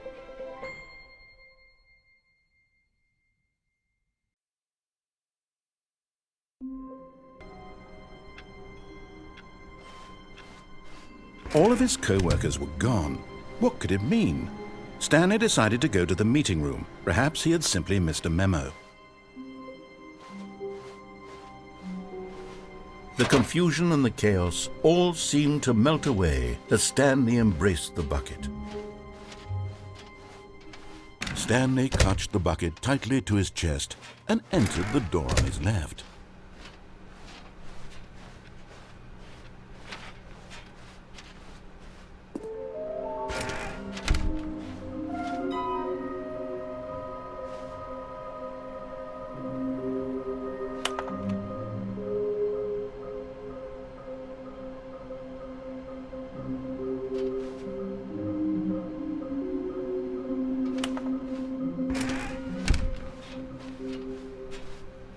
Coming to a staircase, Stanley and the bucket walked upstairs to the boss's office.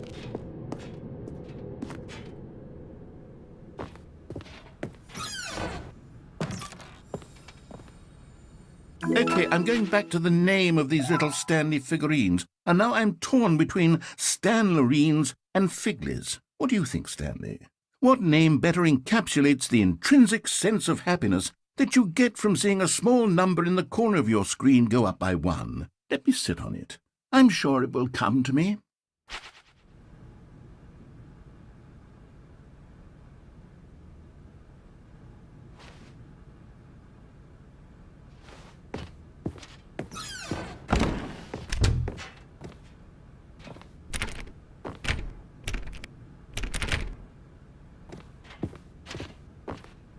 Stepping into his manager's office, Stanley was once again stunned to discover not an indication of any human life.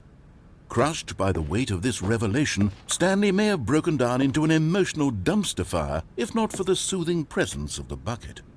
Even now, in his darkest of hours, did the bucket's warmth and guiding light pierce the dark clouds of confusion and chaos. It would be with him always. The bucket would, and he knew it.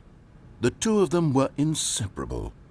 At this point, Stanley was so absorbed in the tender spiritual connection he shared with the bucket that he didn't notice the keypad behind the boss's desk. Nor in his bliss of simply being near the bucket did he have any notion that the PIN number for the keypad was 2845.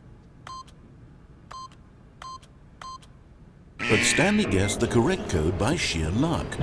Was it that the bucket knew all along? Was the bucket guiding him? Yes, this is certainly the most logical explanation.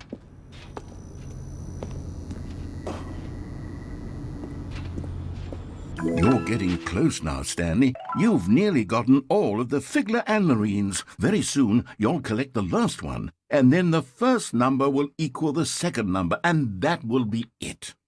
We'll be different people by then. Different in the sense that we used to have none of them, and now we have them all.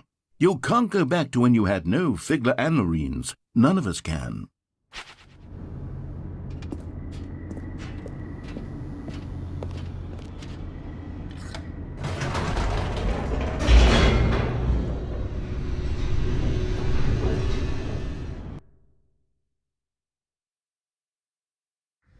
The elevator raced downward, plummeting towards an unknown fate. It would be all Stanley could do to keep himself together, if not for the bucket. Soothing him, comforting him, reassuring that in this darkest moment of uncertainty, he would be all right. The bucket is here for you, Stanley. Everything will be fine. Stanley and the bucket walked straight ahead through the large door that read, Mind Control Facility.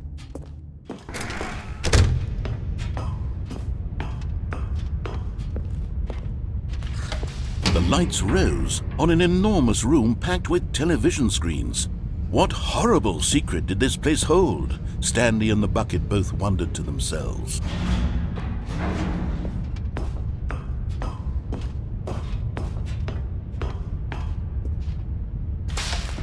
The monitors jumped to life, and Stanley nearly dropped the bucket in shock.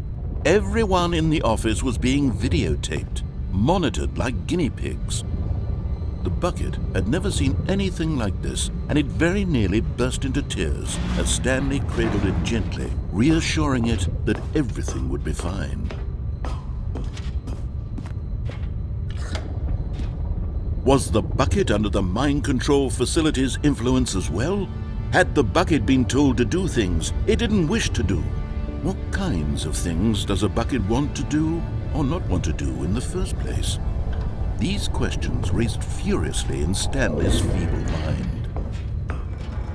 No! He screamed into the bucket. He couldn't accept it. His own life in someone else's control, never! He squeezed the bucket tighter, his one friend in the entire world. At this point, he could trust no one except for the bucket.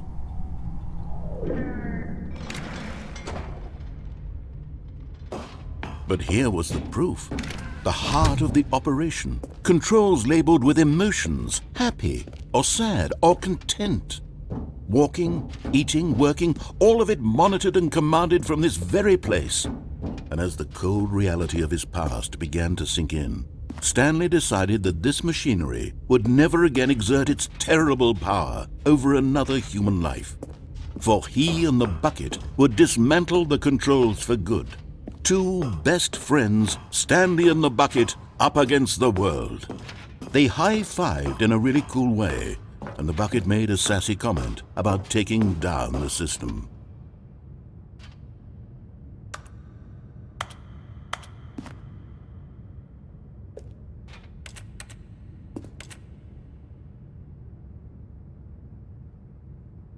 But at the last second, the bucket jumped in and pressed the button to turn on the controls. Stanley gasped in horror.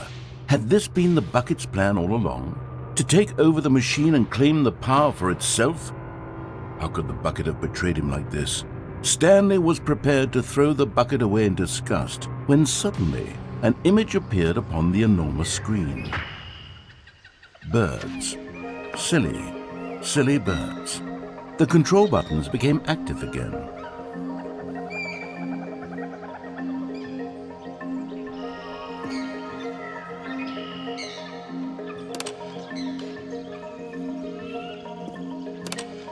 Stanley flipped through one video of silly birds after another, and then it dawned on him. This wasn't a mind control facility at all.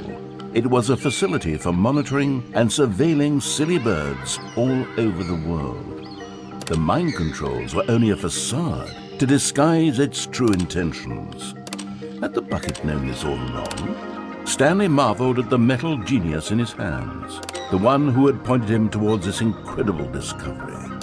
Stanley and the bucket never found freedom because they spent the rest of their lives here in this place, flipping through live streams of the silliest birds imaginable. Of all the possible paths his life could have taken, this one was surely the best. And Stanley was happy.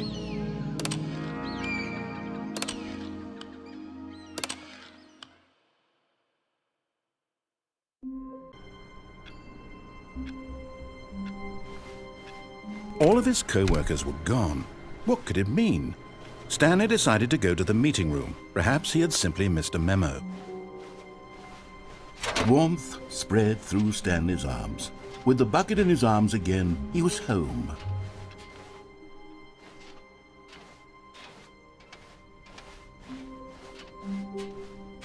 Stanley clutched the bucket tightly to his chest, and this was not the correct way to the meeting room.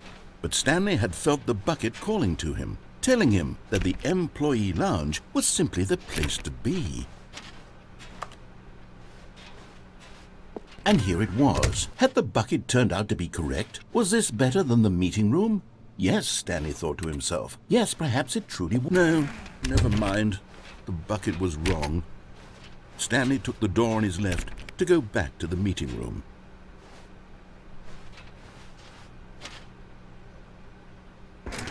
No, Said the bucket.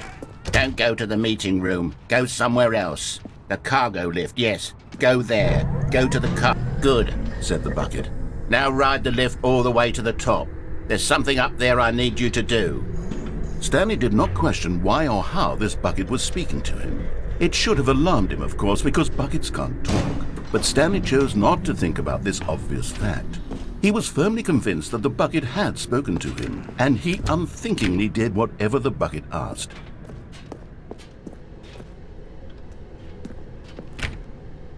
No, stop. Look there on the wall. You see, there's a sign right there. It says, "No buckets past this point." Stanley, how could you think it was okay to bring the bucket here? Unless, what if the problem is that you actually don't know what is a bucket and what isn't a bucket? I suppose that would explain a lot about your behavior up to this point. Which, if that's true, well, my goodness, I think we have to do something about it. This misunderstanding could have dire consequences on the entire rest of the game if not addressed quickly and properly. So much of the impact of the story is dependent on your understanding of what is and isn't a bucket. Please, step in here for a moment.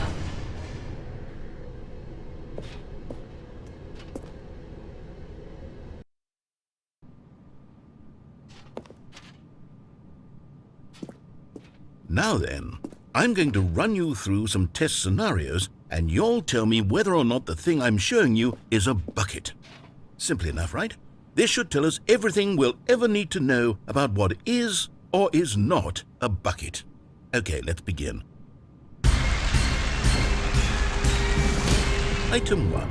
Is this a bucket? Incorrect. It is a hologram of a bucket, not an actual bucket.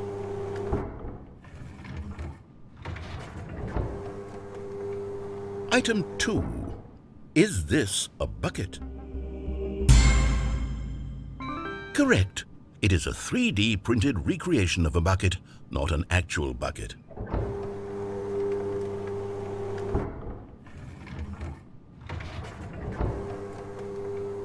Item 3. Is this a bucket?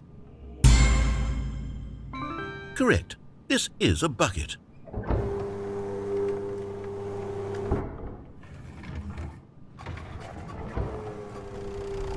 Item 4.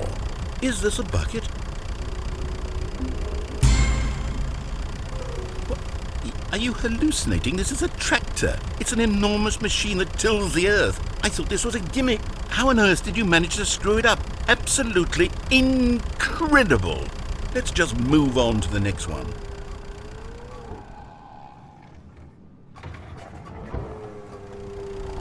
Is this a bucket? Correct. This is a bucket.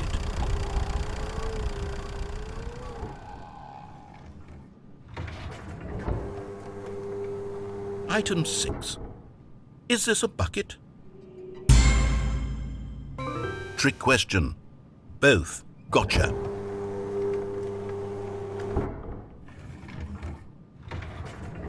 Item... Wait, hold on. I can't find the next one. Let me see. It should be around here somewhere.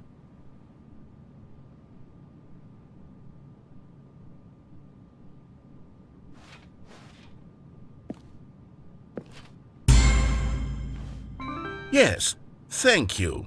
There's nothing here. Of course it isn't a bucket. We both know full well that nothing isn't a bucket. Wait, when I say nothing isn't a bucket, that makes it sound like I'm saying everything is a bucket, which of course is not true. Unless, is that what you think? Answer me straight, Stanley. Are you trying to tell me that you believe everything is a bucket? You know what? I'm too confused to even sort it out. I've lost all sense of perspective. What is a bucket? What isn't a bucket? Mere moments ago I could answer these questions with confidence, and yet now I'm somewhat adrift. Do any of us know what a bucket is? Am I a bucket? Stanley, I can't keep doing this. I'm losing myself, and myself was all I ever had to begin with. I'm afraid the bucket is threatening to tear our relationship apart. I can't have that. I'm sorry, but I'm going to erase all buckets from the game entirely. Okay, here we go.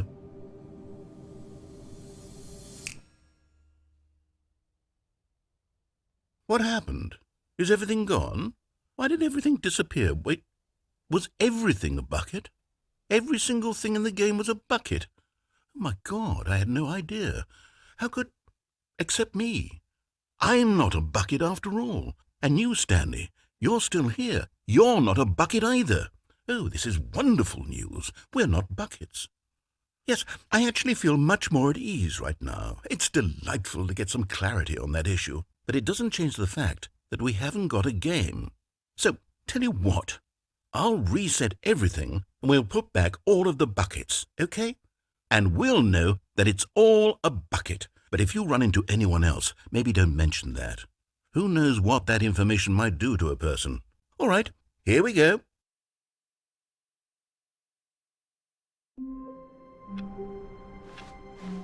All of his co-workers were gone.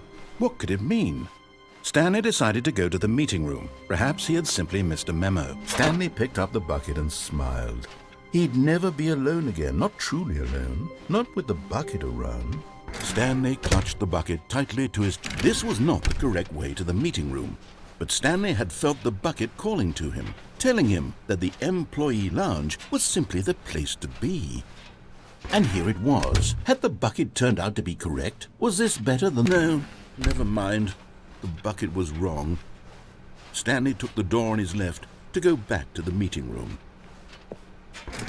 No, Said the bucket. don't go to the meeting room. Go somewhere else. The cargo lift, yes. Go there. Go to the cargo lift. Good, Said the bucket. now ride the lift all the way to the top. There's something up there I need you to do. Stanley did not question why or how this bucket was speaking to him. It should have alarmed him, of course, because buckets can't talk. But Stanley chose not to think about this obvious fact. He was firmly convinced that the bucket had spoken to him, and he unthinkingly did whatever the bucket asked.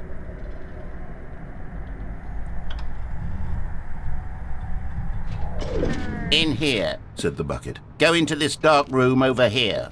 Stanley once again obeyed blindly.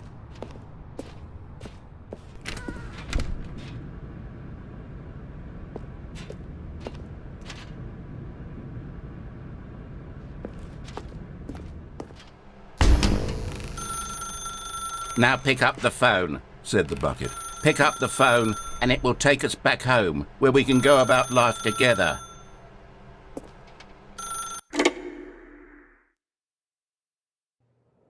This is the sad story of a man named Stanley and his bucket. Once upon a time, I gave Stanley a bucket because I thought he was lonely and could use a friend.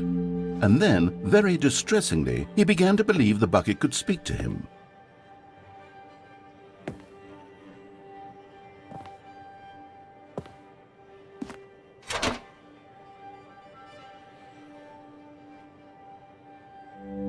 The Stanley Parable Reassurance Bucket was merely meant to provide the comforting glow of companionship. It doesn't literally talk and give you orders. Whatever Stanley is hearing the bucket say to him is just in his head.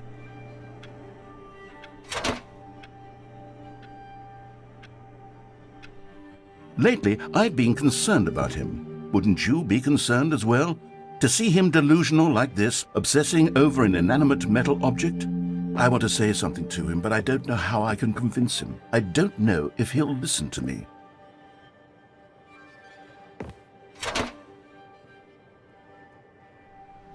Oh, I'll try anyway. Stanley, can you hear me? Listen to me. It's just a bucket. It can't think. It can't talk. All it will ever truly do for you is effectively transfer a liquid from one location to a different location. That's it. It doesn't do anything else.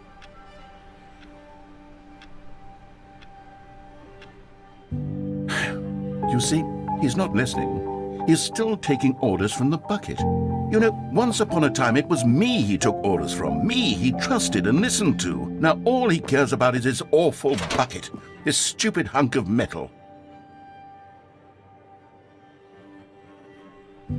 It's sad, but I suppose he doesn't need me anymore. From now on, he's just going to cling to this bucket, this cold, empty bucket, this sort of shiny bucket. Well, I'll give it this. The bucket does have a nice shine to it. Yes, I suppose on closer inspection that it doesn't quite look like your average hardware store bucket. It's just a little more, what am I trying to say? Sturdier, more capable of transporting liquid. Like it would be better at moving an amount of water from one room to another. Oh my God, what am I saying? Better at carrying water from room to room. It's a bucket. It's literally just a bucket. Why do I feel some need to point out the ways in which it's so much more than just a regular bucket? Oh no, I'm having feelings for the bucket. No. What's going on? Why do I want to be with the bucket?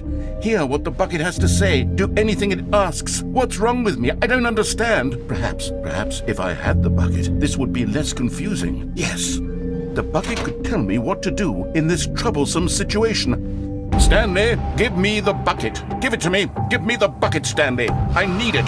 Give it to me now. Give it, or I'll...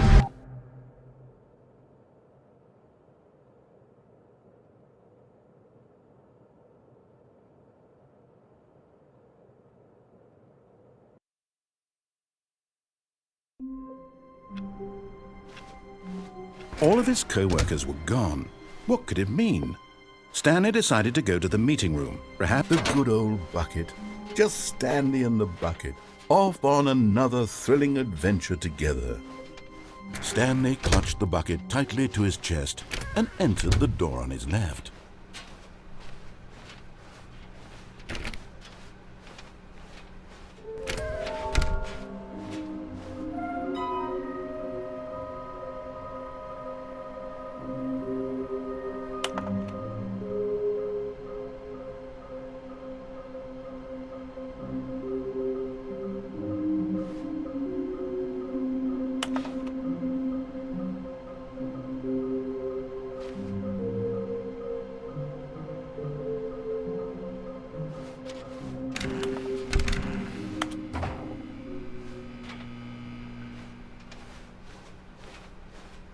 Coming to a staircase, Stanley and the bucket walked upstairs to the boss's office.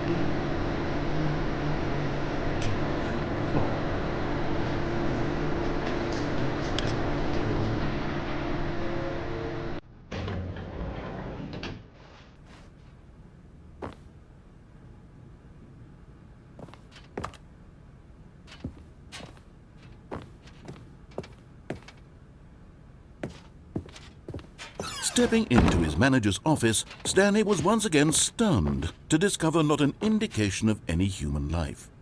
Crushed by the weight of this revelation, Stanley may have broken down into an emotional dumpster fire, if not for this. But Stanley guessed the correct code by sheer luck. Was it that the bucket knew all along? Was the bucket guiding him? Yes, this is certainly the most logical explanation.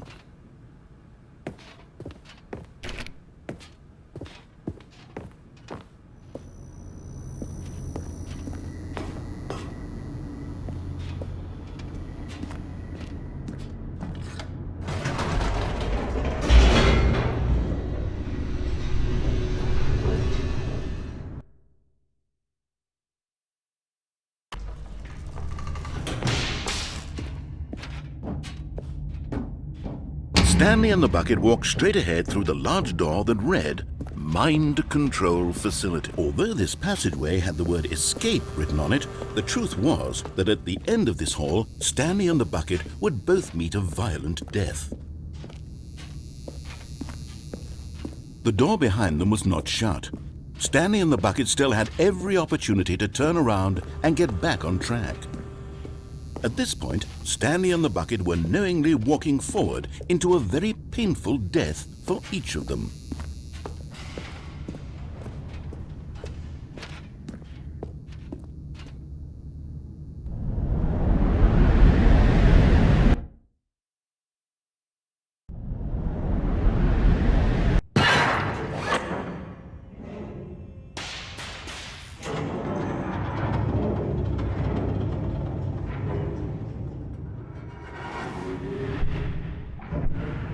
As the machine whirred into motion and Stanley and the bucket inched closer to their demise, Stanley reflected on how meaningless the bucket's warmth and comfort had turned out to be.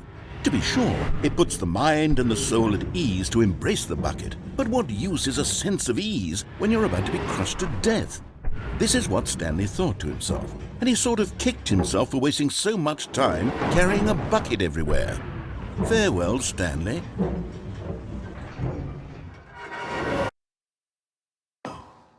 "Farewell, Stanley," cried the narrator, as Stanley and the bucket were led helplessly into the enormous metal jaws. In a single visceral instant, the bucket's life came to an end as it was crushed violently to death.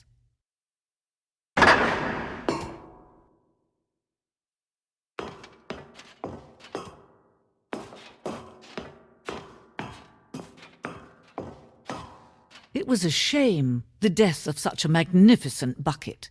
It's true that all buckets are radiant in their own way, but this one stood above the rest. It was a glorious bucket to behold.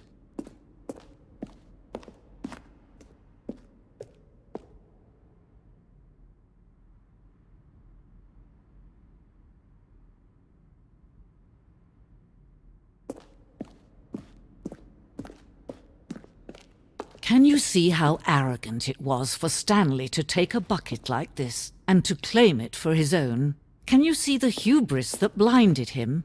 Can you see that the bucket is far more noble than Stanley will ever be in his short life?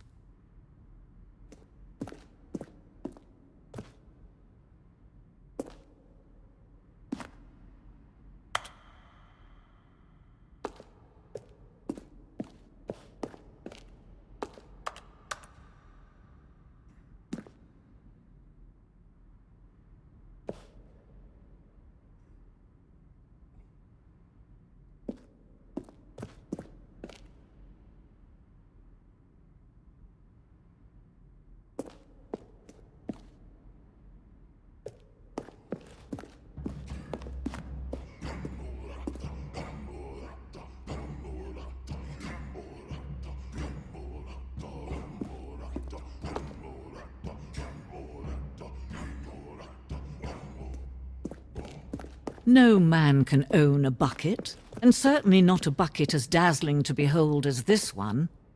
It is man who should kneel before the bucket.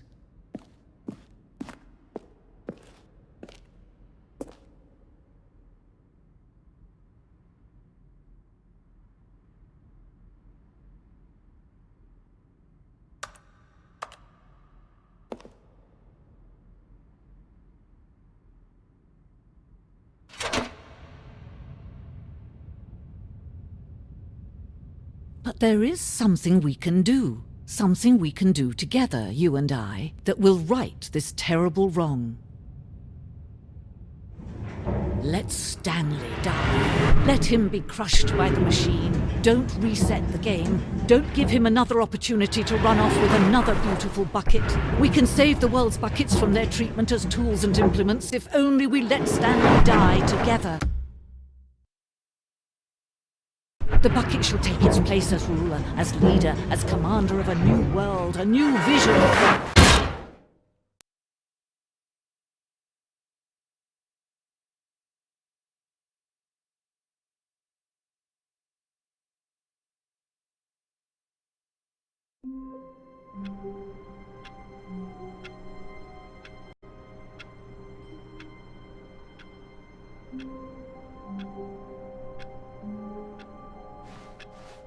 All of his co-workers were...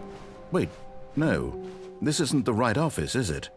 Is this Stanley's office?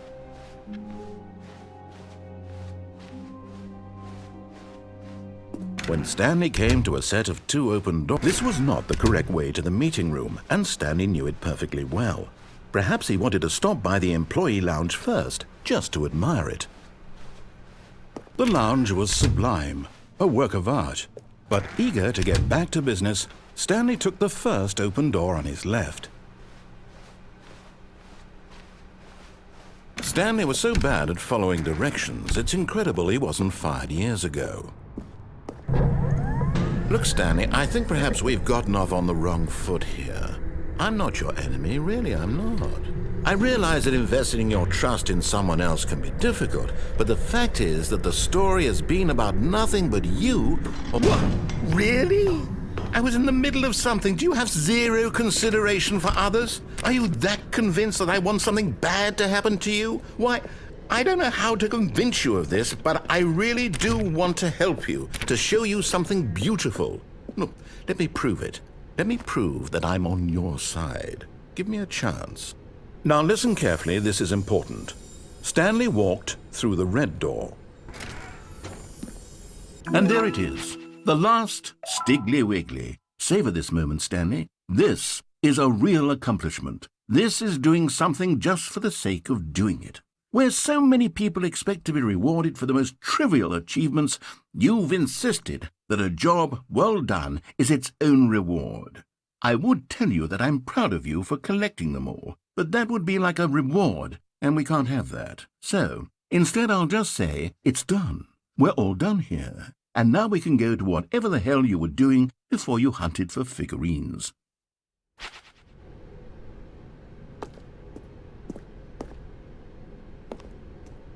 Oh, thank God you are willing to listen to me. Do you see that I really have wanted you to be happy all this time? The problem is all these choices. The two of us always trying to get somewhere that isn't here. Running and running and running, just the way you're doing right now. Don't you see that it's killing us, Stanley? I want it to stop. We would both be so much happier if we just stopped.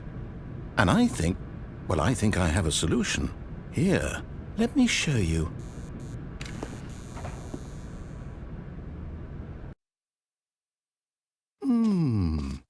What do we want? What are we looking for? Here. Yes. Oh, it's beautiful, isn't it? If we just stay right here, right in this moment with this place, Stanley, I think I feel happy. I actually feel happy.